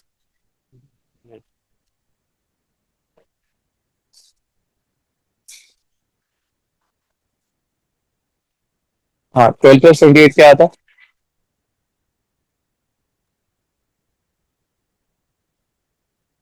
40। या 40। अब 40 में आप ये नेक्स्ट वैल्यू ऐड करो, 40 + 45, तो आपके पास क्या निकल के आएगी नेक्स्ट फ्रीक्वेंसी? 85. 85। गुड। 85 में आप यार नेक्स्ट फ्रीक्वेंसी 22 ऐड करो, देखो आपके पास नेक्स्ट क्या निकल के आती है? 107. 107। और आप देखो 107 13 ऐड करोगे तो आपके पास ये लास्ट वाली फ्रीक्वेंसी निकल के आती है, which is a total of 120, जो कि सर दिया हुआ हो जाएगा आपको। ठीक है, तो इस तरह से आप ये फ्रीक्वेंसीज जो है ऐड कर करके आप क्यूमुलेटिव फ्रीक्वेंसीज निकाल दो। अब आपने ये क्यूमुलेटिव फ्रीक्वेंसीज ग्राफ के ऊपर आपने प्लॉट भी करना है। अब पहली अगर आप वैल्यू देखो तो वो वैल्यू है जीरो के ऊपर वैल्यू जीरो होने पर, तो आपके पास जीरो वैल्यू देखते हो तो 20 पे वैल्यू है 12। अच्छा, अब गैप्स भी देख लो कि किस तरह से आपके गैप्स होंगे। देखो, ये है 20 divided by the number of line, तो आप नंबर ऑफ लाइन देखोगे तो 10 लाइन होती है, तो ये आपको निकल के आता है कि प्लीज आता है विद एवरी लाइन, ये याद रखना आपको। 20 पे 12 प्लॉट करनी है, तो देखो 0 और 20 का मिडल हो गया 10, तो 10 से एक लाइन ऊपर जाओगे तो आपके पास 12 आ जाएगा, तो 20 पे वैल्यू आ जाएगी है 12, which should be right here। 60 पे वैल्यू 85 और यहाँ है 90, 90 के बिल्कुल मिड 85। चलिए 80 पे वैल्यू 107, 104, 106, 8, तो 106 और 108 के बिल्कुल मिडल में आएगा आपके पास 107। जो है वो ये 100 पे वैल्यू बनती है 120, टॉप पे लगा दी है आपने विद अ कर्व इन सारे पॉइंट्स को ज्वाइन कर लेना। ये देखो, न्यू करके ये पॉइंट्स के साथ ज्वाइन होंगे। ये करनी है कि ये कर्व रहे, ठीक है, स्ट्रेट लाइन स्केल से कुछ नहीं ड्रॉ करना, हमें ये सारी कर्व्स बनानी है। क्यूमुलेटिव फ्रीक्वेंसी कर्व, अब हमें याद है क्यूमुलेटिव फ्रीक्वेंसी कर्व कभी भी वापस नीचे की तरफ नहीं आता। तो क्यूमुलेटिव का मतलब है ऐड करना, इकट्ठा करना। जब आप फ्रीक्वेंसीज ऐड कर रहे हो तो पॉसिबल की वैल्यू कम हो जाए कभी भी, ठीक है, तो फ्रीक्वेंसी हमेशा ऐड होगी, कम कभी भी नहीं होगी। हाँ, आया कि नहीं आया बेटा, ये बताओ। Yes, sir. हाँ, और किसी को कंफ्यूजन हो? No, sir, समझ आ गया। काफी जो अब चीज हम और सीखने लगे हैं वो ये सीखने लगे हैं कि जब हमें यूं करके ये ग्राफ दिया हुआ है, इससे मीडियन वगैरह किस तरह से निकलता है। अब दो तीन चीजें हैं यहाँ पे, यहाँ इस पार्ट में तो मीडियन और इंटर क्वार्टाइल मांगा हुआ है, हम देख लेते हैं किस तरह से निकलते हैं इंटर क्वार्टाइल में, अपर क्वार्टाइल, लोअर क्वार्टाइल, और भी बहुत चीजें हैं जो हमें फाइंड आउट करनी पड़ेंगी, तो एक एक करके देखते हैं। मीडियन, मीडियन कैसे फाइंड आउट करते हैं? मीडियन का निकलता था कि आप अपनी टोटल फ्रीक्वेंसी देखते हो विच इज 120, आप इसको डिवाइड बाई 2 करो, तो 120 डिवाइड बाई 2 करते हो तो क्या निकल के आता है?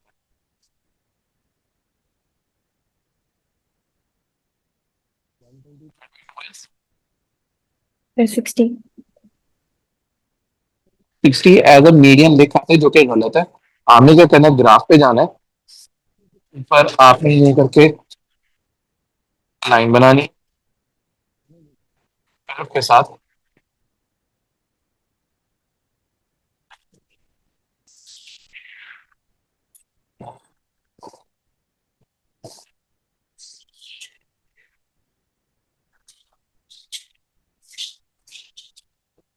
Forty-eight. Very good. अगर आप देखोगे ये 48 पे करके कुछ लाइन आती है, आई थिंक एक लाइन तो ये मीडियन जो आप लिखोगे वो यहाँ पे आप लिखोगे कि आपका मीडियन जो है दैट इज 40। 60 को एज ए मीडियन लिख सकते हैं। आप यहाँ पे साइड पे यूनिट्स भी देख लो तो यहाँ मिनट्स लिखे हैं, तो मिनट्स आपका एक्स एक्सिस के ऊपर होता है, तो आपने ध्यान रखना है। तो 60 would not be the answer, आपने 60 के अगेंस्ट वैल्यू देखनी है कि आपकी वैल्यू क्या निकल के आती है।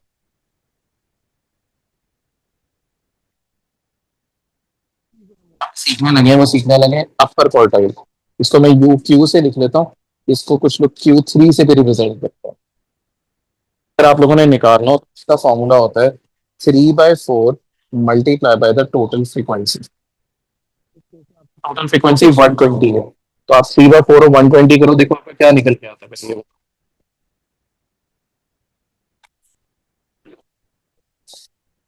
70. 3/4 हो 90. 90 निकल के आता है, तो what you do, you go on your graph और 90 पे आप लाइन आप ड्रॉ करोगे,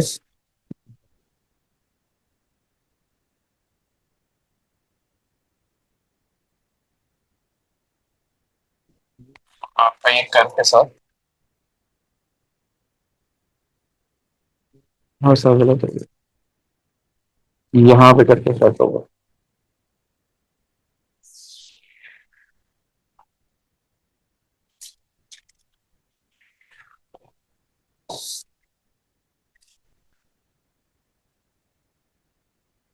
ओके 90 के अगेंस्ट आप ये वैल्यू देख लो कि आपकी वैल्यू जो है वो क्या निकल के आ रही है, क्या बनती है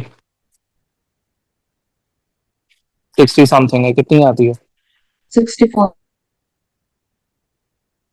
एक्चुअली कुछ, अगर आप ये देखो ये सेकंड लाइन है actually, ये 62 एंड देन 64 64 फिर हमने लोअर क्वार्टाइल निकालना है, लोअर क्वार्टाइल Q1 से। अब इसको मैं Q3 लिख देता हूँ ये ताकि पता हो ये लो अपर क्वार्टाइल से लाओ। लोअर क्वार्टाइल निकलता है 1/4 ऑफ द टोटल फ्रीक्वेंसी, इसी की जगह 120 पुट करो, कहते हैं तो क्या निकल के आता है ये 30 है।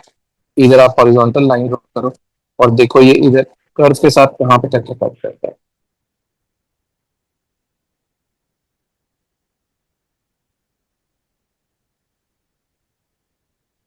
35. ऑलमोस्ट 35 वैल्यू, बिल्कुल ठीक है। तो कह लेते हैं ये हमारा Q1 है, तो हमारा लोअर क्वार्टाइल जो निकल के आया दैट इज 35। इस तरह निकलते हैं हमारे अपर एंड लोअर क्वार्टाइल। हमसे मांगा था इंटर क्वार्टाइल रेंज, बेटा इंटर क्वार्टाइल रेंज का जो फॉर्मूला होता है that is basically upper quartile minus the lower quartile. Either case अगर इंटर क्वार्टाइल आप निकालना चाहते हो तो आपको अपर और लोअर दोनों निकालने पड़ेंगे। अब वैल्यू लोगे याद रखो, यहाँ पे आपका निकला था 90, बहुत सारे लोग क्या करते हैं 90 माइनस 30 करेंगे और फिर देखेंगे कि वैल्यू क्या बनती है, वो गलत है। आंसर जो कि 64 था, और is your upper quartile, quartile देखोगे तो आपका लोअर क्वार्टाइल है 35। 35 करो देखो आपका इंटर 28. क्वार्टाइल होंगे, वेरी गुड 28।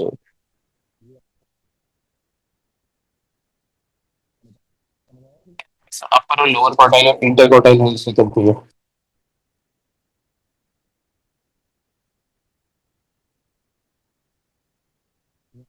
कोई चीज की बात कुछ ना समझ आया, नहीं सर आ गई है। और चीज हो सकती है वो भी मैं आपको बता देता हूँ, एक्चुअली यहाँ पे क्वेश्चन नहीं है। मैं आपसे कहूँ कि आप लोगों ने मुझे बताना है 90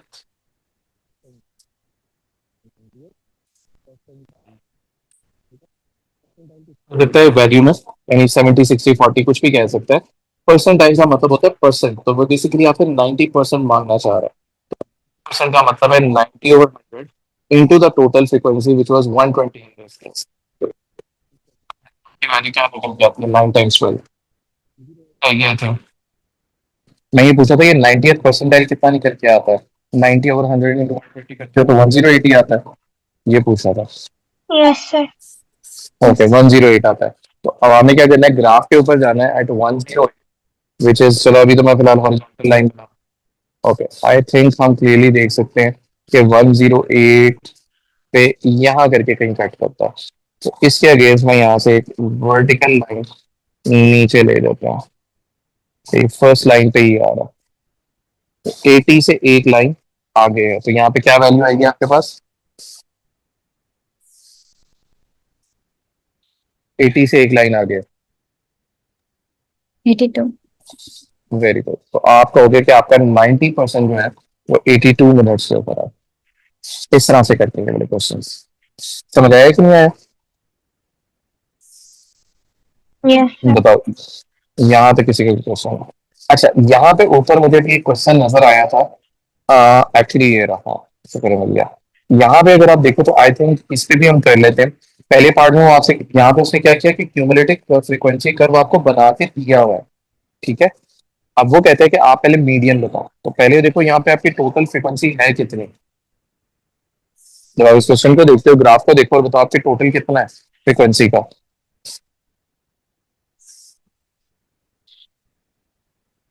हाँ नहीं पता लगा कि फ्रीक्वेंसी कहाँ से देखनी है total? No sir. देखो दो तरीके, एक तो उसने ये ऊपर आपको दिया हुआ है कि टोटल 50 ट्रैक्स हैं, ठीक है, यहाँ से भी देख सकते हो। और दूसरा अगर आप कर्व को देखते हो, आप कर्व के आखिरी पॉइंट को देखो कि आपका आखिरी पॉइंट क्या है, वो यहाँ पे आके खत्म हो रहा है कर्व। इसके अगेंस्ट आप देख लो कि आपकी फ्रीक्वेंसी क्या है। तो यहाँ देखो आपकी फ्रीक्वेंसी क्या बन रही है 50 sir. एग्जैक्टली इस तरह से देखना था। अगर मैं कोई और कर्व भी निकाल लेता, let me see if I can find any of the curves.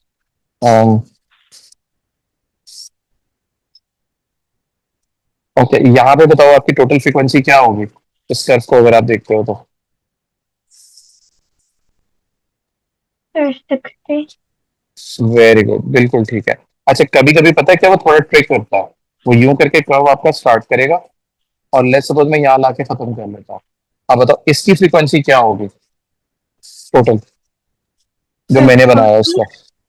Exactly वो ट्रिक क्या करता है, वो आपको ग्राफ देता है 60 तक का, बट ग्राफ वो खत्म जो कर देता है वो 40 पे आके कर देता है। तो बहुत सारे लोग जल्दी जल्दी में देखते हैं कि यहाँ पे आखिरी वैल्यू क्या है 60, उसको डिवाइड बाई 2 करने लगते हैं, जो कि गलत होता है। ये देखना है कि आपका कर्व एंड कहाँ पे हो रहा है, जो कि इस केस में था 40 के ऊपर। तो आप 40 देखोगे कि 40 is the total frequency in this case. ठीक है, तो इस चीज का आपने खास ध्यान रखना है कि आप ये मिस्टेक ना करो। तो अब ये रिसेंट एग्जाम में काफी ज्यादा वो करता है। ठीक है, Yes, sir. ओके ओके, वो क्वेश्चन कहाँ गया। हाँ ये रहा। ओके, मीडियन फाइंड करना है तो आप 50 को डिवाइड बाई 2 करो तो आपके पास आया 25। अब 25 इज नॉट द आंसर, आप ग्राफ के ऊपर जाओगे 25 के ऊपर और देखोगे वो कर्व के साथ कट जो है वो कहाँ पे कर रहा था, वो यहाँ पे कट कर रहा है। तो नीचे आप न्यू करके वैल्यू देख लोगे। अब यहाँ पे वैल्यू होगी क्या, आप थोड़ा सा अंडरस्टैंड कर लो। ये 2:30 से लेके 3 o'clock, ये कितने मिनट्स बनते हैं 2:30 से 3? Sir, 30 minutes. 30 मिनट्स बनते हैं। ओके, 30 मिनट्स नहीं है एक्चुअली, मिनट्स एंड सेकंड है। तो 2 मिनट एंड 30 सेकंड से लेके 3 मिनट, तो ये एक्चुअली 30 सेकंड है। अब 30 को divided by number of line which is 10, तो 3 सेकंड्स एक लाइन रिप्रेजेंट कर रही है। यानी अगर यहाँ पे 2:30 है तो अगली लाइन 2:33, फिर 2:36, फिर 2:39 एंड सो ऑन यूं करके चल रही है। तो अब आप खुद देखो, ये है 4, ये 4 मिनट है, ये 4:30 है, तो ये बिल्कुल मिडल में होगा 4:15। अब 4:15 से एक लाइन आपने आगे जाना, तो ये 4:18 आपका हो जाएगा। तो आप यहाँ लिखोगे 4 minutes and 18 seconds। समझ रहा है कि नहीं आया। Yes, sir. Okay, inter quartile find करना है। पहले हम करते हैं अपर क्वार्टाइल, तो उसको करेंगे 3/4 of the total frequency which was 50। तो जरा करो क्या आता है। और इस तरह लोअर क्वार्टाइल का भी बताओ 1 टाइम्स 50। दोनों के अगेंस्ट क्या वैल्यूज निकल के आती हैं पहले।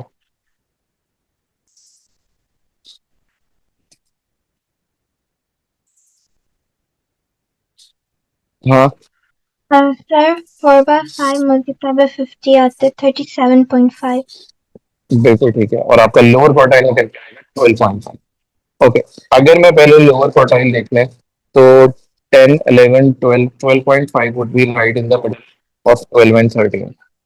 और अगर आप देखो गौर से, वो यहाँ आके कट करता है, जो कि एग्जैक्टली 3 minutes and 15 seconds के ऊपर है। इसी तरह जब आप अपर क्वार्टाइल देखते हो एट 37.5, वो भी बिल्कुल यहाँ मिडल में आएगा, मिडल में करके कुछ, और वो यहाँ कट करता है। और ये वैल्यू आती है एग्जैक्टली 4 minutes and 45 seconds।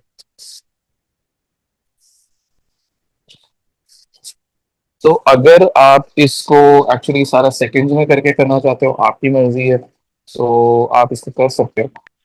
मैं अगर इसको 4:45 -3,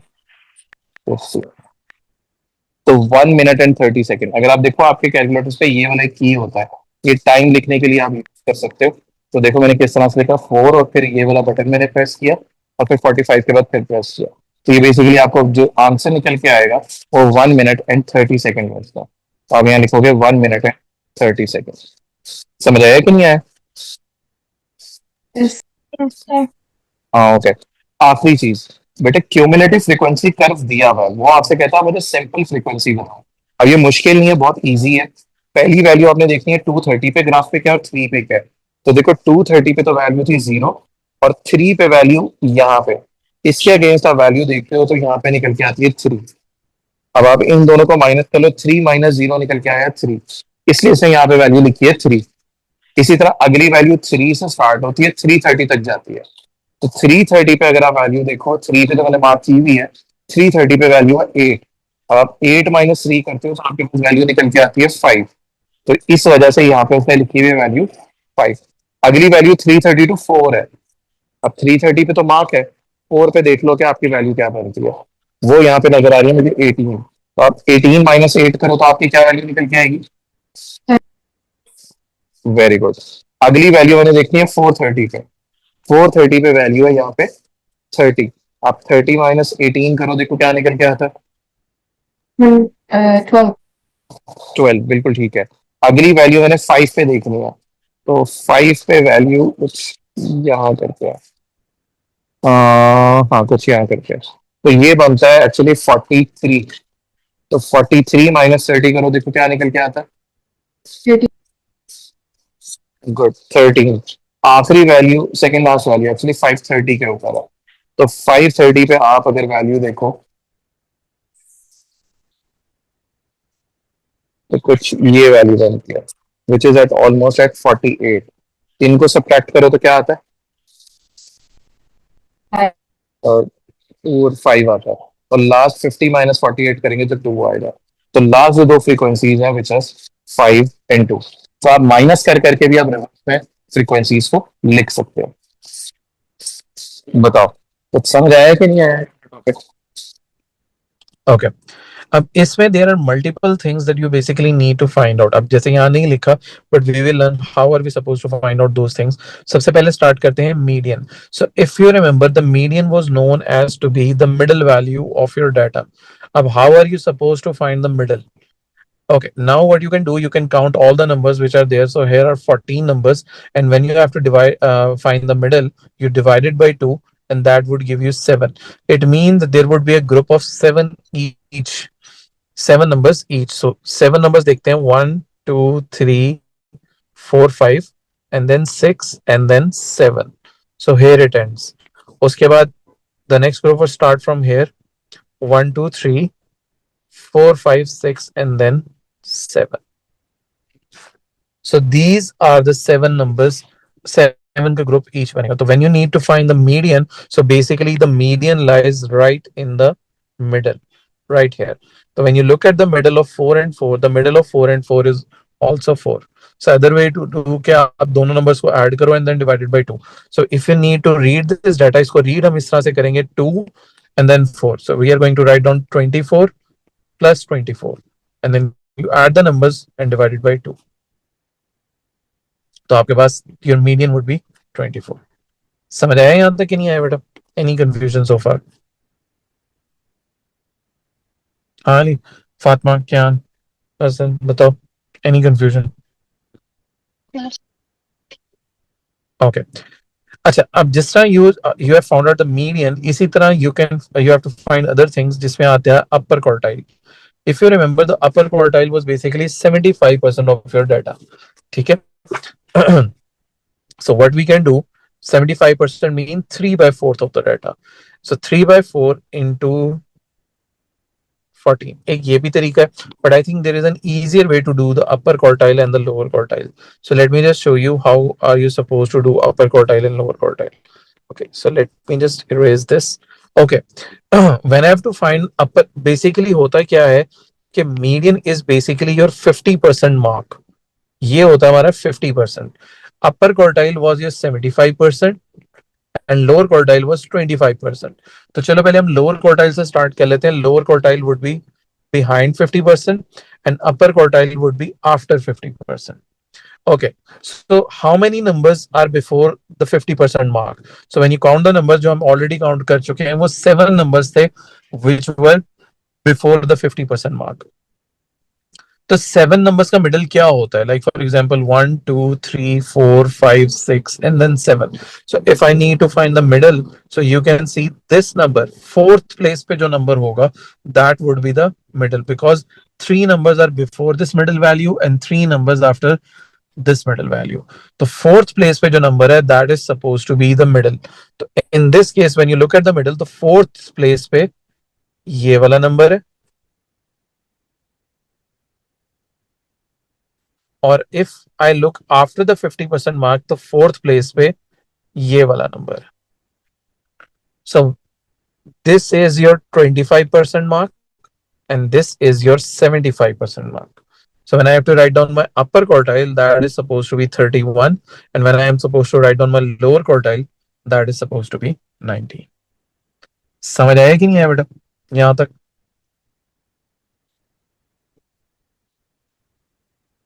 हाँ, क्या, Fatima, Hasan, Ali, Can you explain this once again? Sorry क्या कह रहे हो? Can you explain this once again? Okay, basically what happens is I have to find what is the upper quartile and the lower quartile. ठीक है, तो decide ये हुआ था कि 50% mark is for the median. The median we have already find out 24, which was right here. So these are where I have written the value 50%. अब lower quartile would be behind this because 25% it comes before the 50% mark and 75% comes after the 50% mark. तो वो इस side पे होगा. अब करना क्या, you have basically need to count ये जो 50% का mark है, how many numbers were behind this value. So when you counted there were 7 numbers. तो देखो ये 5 numbers ये लिखे हुए and the 2 numbers are here. So basically total there are 7 numbers. 7 numbers में on which place would be your median? तो ये देखो मैंने यहाँ साइड पे by drawing it I showed you कि 7 numbers का जो middle होता है that would be the fourth number because fourth से 3 numbers पीछे हैं, 3 numbers जो हैं आगे हैं. So the fourth number would be the middle number. So when you look at this data, fourth place पे यहाँ पे number था 9. So when you read this value with 1 and 9, it becomes 19. समझ आया कि नहीं आया? हाँ Fatima. Yes. Yes, sir. Okay, इसी तरह फोर्थ प्लेस पे जब 50% से आगे हम देखेंगे 1 2 3 and the fourth number was 1, तो 31 would be your upper quartile. इस तरह से हमने रीड किया. और इसके बाद जो लास्ट चीज होती है that is interquartile range. So if you remember interquartile range was upper quartile minus the lower quartile. अब upper quartile is 31 and the lower quartile is 19. दोनों को आप सब्ट्रैक्ट करोगे that would give you your interquartile range. Okay, let's look at one more question. यहाँ पे उसने आपको one more stem and leaf diagram is given too. अब यहाँ पे उसने मीडियन मोड रेंज पूछा है but we would also find upper lower and stuff like that. अब पहले मीडियन से स्टार्ट करते हैं. So when you look at the median there are 16 values in the data. You can count the values also but उसने लिख भी दिया there are 16 values. तो 16 वैल्यूज का जब आपने मिडल निकालना है you would divide by 2. It means के 8 8 का ग्रुप बनना चाहिए. सो लेट्स लुक एट दिस. 1 2 3 4 5 6 7 8. ये हो गया मेरा पहला group. The second group would be different with different colour. 1 2 3 4 5 6 7 8. So there are 8 numbers in each group. अब जो मीडियन होगा that would be right in the middle. जो मिडल बनता है 8 ग्रुप्स का, 8 नंबर्स के जो ग्रुप का है वो इस पोजीशन के ऊपर बनता है. So how you can find the middle of 7 and 9? By adding these two numbers up, 7 plus 9, and then you divide by 2. You get 8. अब 8 median नहीं है, it would be 2 and 8 means 28. समझ आया कि नहीं है? Yes, sir. ओके. अब अच्छा, अब यहाँ पे थोड़ी सी अब आपको प्रॉब्लम आएगी. If I need to find the lower quartile for example, अब मुझे पता है कि ये जो मेरा 50% का मार्क है, वेयर माय 50% मार्क वाज, मैं यहाँ लिख लेता हूँ 50% was right here.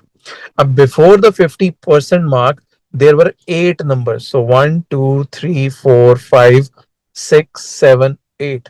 There are 8 numbers. So when I need to find the middle of the 8 numbers, अब देखो ग्रुप बनेगा 4 ईच का. There is a one group of 4 and there is another group of 4 and median would be right in the middle of these groups, right here इन दोनों groups के बिल्कुल middle में. तो what we need to do, add these two numbers up and divide it by 2. जिस time median find out किया, the same logic would be applied here. तो 4 numbers देखो 1 2 3 4. actually a position गिन लो. this is the third number, this is the fourth number. तो third और fourth number का middle. The third number is 18 तो मैं यहाँ 18 लिख लेता हूँ and the fourth number is 20. तो 18 plus 20 and then you divided by 2. तो आपका लोअर क्वार्टाइल कितना निकल के आता है? That is suppose to be 19. समझ आया कि नहीं आया? Got it. ओके दोबारा से करके देख लेते हैं. चलो अपर क्वार्टाइल के साथ करके देखते हैं, क्योंकि अपर क्वार्टाइल में भी कितने नंबर्स हैं? When you look at the after the 50% mark there are also 8 numbers. अब रिमेंबर 8 नंबर्स का जो मिडल है it would be same as this one, कि 8 नंबर्स का जो मिडल है 4 के ग्रुप में डिवाइड होता है, और जो थर्ड और फोर्थ प्लेस पे के जो नंबर्स होंगे you would add those numbers up and then divided by 2. So let's look, this is the first number, this is the second, this is the third, this is the third number. तो यहां पे मैं लिख लेता हूं the number is 33 and this is the fourth number which is 34. तो what is the middle of 33 and 34?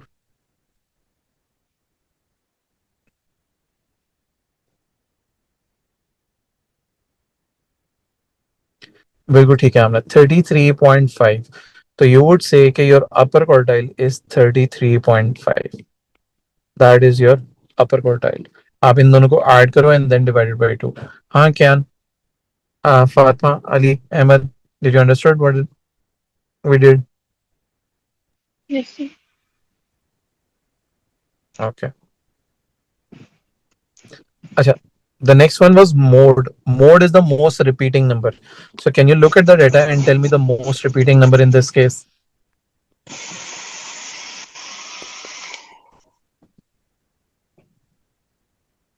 Huh? Can you tell me the most repeating number in this case?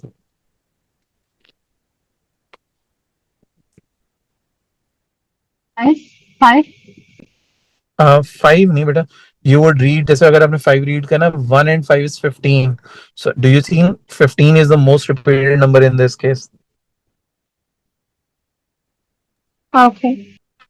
आप उसको रीड स्टेम के साथ read करोगे ना, तो देखो which number is being the most repeated one? 21. Very good. 21.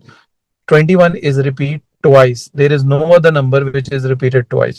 तो आप कहोगे your mode is 21. इसी तरह the last thing is rain. So if you remember, the rain is supposed to be the highest minus lowest value. So what is the highest value in this case? 47.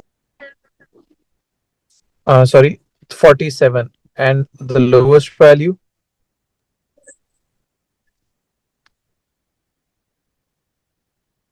Twelve. बिल्कुल ठीक हो गया. 12. So 47 minus 12. When you subtract these two values, you get 35. So 35 is supposed to be your range. यहाँ तक any question so far? Anything that कुछ नहीं समझ आया तो मुझे बताओ.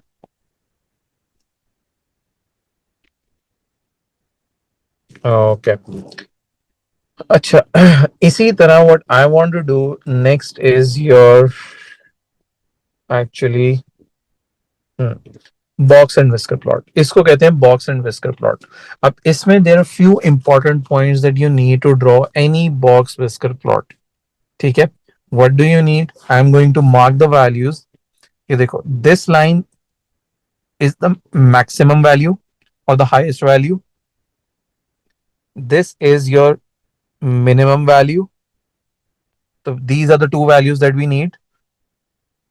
This line is for your lower quartile and this line is for your upper quartile.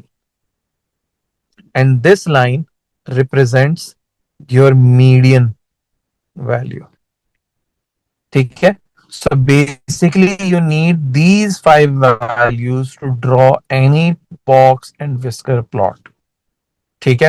अब in this case it says write down the median mark. So can you tell me by looking at the diagram what is the value for the median? हाँ, it's not difficult. मैंने ऊपर लिख के बताया हुआ है कि which line is representing the median. Yes, can बिल्कुल ठीक है. The median is basically 70. because the middle value, the middle line is representing the median. इसी तरह when you are supposed to find out the range, range is your highest and the lowest value. So highest value, when you look at the highest value on the table, that is 90. And when you look at the lowest value, so can you tell me what is the value for this line?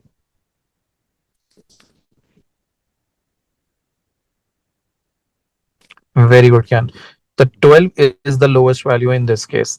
So 90 minus 12 करोगे तो आपके पास I think you get 78.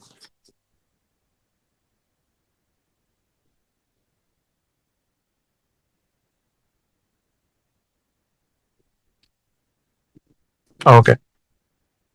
Yeah, any questions so far? Okay. When you look at the next part, वो कहते हैं J scored a mark in the test when that was higher than the mark scored by 75%. 75%, if you remember, that is the mark for your upper quartile. So the student has scored more than 75%.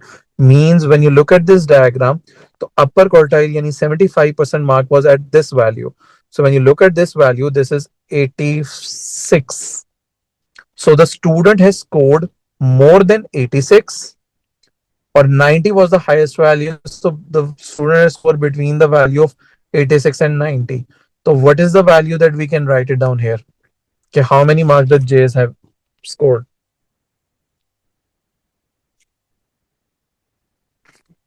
Any value between 86 and 90. 88. Okay?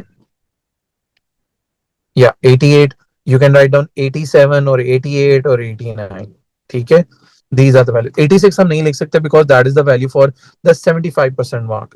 ठीक है, but उसने कहा था higher than the mark scored by the 75% student. तो higher के लिए you have to go above 88. ठीक है? So any value between this, that is the value that you are going to select.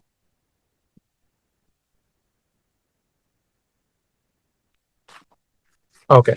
The next one, it says the box and whisker plot show the information scored by the same student in the second test. Make one comparison between the distribution of the marks for the test question. So if you look at the marks, अब ये ना observation का question है. It's not like mathematical. It's more like an observation question. You have to look at the values and compare the two values. तो अगर आप देखो, in the first test the minimum score was 12.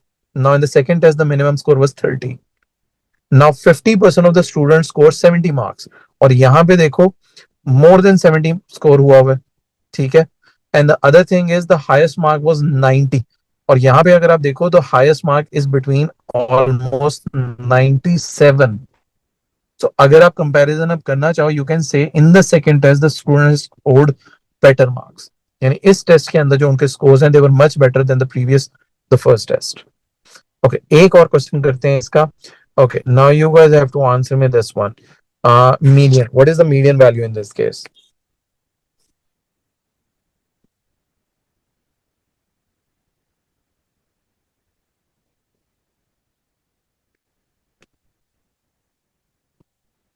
Huh? Anyone? Median beta. Let me check. 4.6. बिल्कुल ठीक है क्या? When you look at the value, 4.2, 4.3rd line. So this is value is 4.6. Very good. So your median value is 4.6. Okay, the next one is interquartile range. So if you remember, interquartile is upper quartile minus the lower quartile. So can you tell me the upper quartile in this case? 6.2. Very good. The upper quartile has a value of 6.2 minus the lower quartile. Lower quartile की value क्या है?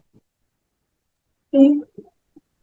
Very good. So 6.2 minus 3 आप करोगे तो you would get a value of 3.2. This is your value for your interquartile range. ठीक है?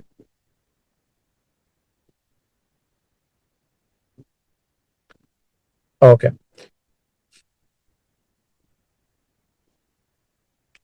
Okay, I think this question is a little bit misprint. Okay, ये वाला हम क्वेश्चन कर लेते हैं. Okay, इसमें says the key is important. In this case 2-0 is representing 20 minutes and there are total of 15 values. तो अब मुझे बताओ 15 values में सबसे पहली चीज है mode. So what would be the mode in this case? the most repeated or the highest repeated number in this case.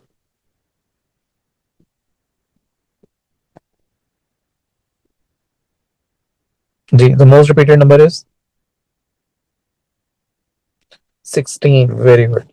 6, if you look at the 6, there are 3 6 is repeating in the value with 1. So 1 and 6 means 16 is the most repeated number. अच्छा, अब problem आती है median के अंदर. So when you look for the median, तो total values were 15. तो अगर मुझे 15 values को equally divide करना है, तो what I can do, 15 is an odd number, so add 1 and then divided by 2. 15, it becomes 8th. So it means 8th place पे जो number है 1 2 3 4 5 6 7 8th. This is the 8th number. So there were 7 numbers here और 7 numbers आगे होंगे median से 1 2 3 4 5 6 and the last value is 7. So this one is basically your middle value. तो जब मैं इसको 1 के साथ रीड करता हूँ, I would read it as 11. और इसी तरह when I'm supposed to find the range is your highest minus lowest value. So highest is 20 and the lowest value is 3. So when you subtract these values, you would get 17. यहाँ तक पहले बताओ समझ आया कि नहीं आया? Because I need to do upper and lower quartile too. Because वो यहाँ लिखा नहीं है, but वो भी करते हैं. हाँ. Okay. Let's look for the lower quartile. Okay बेटा, गौर से देखो. मीडियन मैंने मार्क कर लिया, दैट इज 50%. तो ये मेरा 50% का मार्क आ गया. अब 50% से पीछे there were 7 numbers, so I have to divide these 7 numbers equally. तो देखो 3 नंबर्स पहले and 3 numbers after the middle value. तो the fourth number would be your median. आप देख लो 3 numbers before this median and 3 numbers after this median. So the fourth place पे जो number है, that is supposed to be the median value. तो जब इसको read करेंगे तो your lower quartile would be 7. और इसी तरह upper quartile करना है, that would also be at the fourth place. तो fourth place पे यहाँ number है 6, which would be read as 16. तो मैं उसको लिखूंगा 16. समझ आया?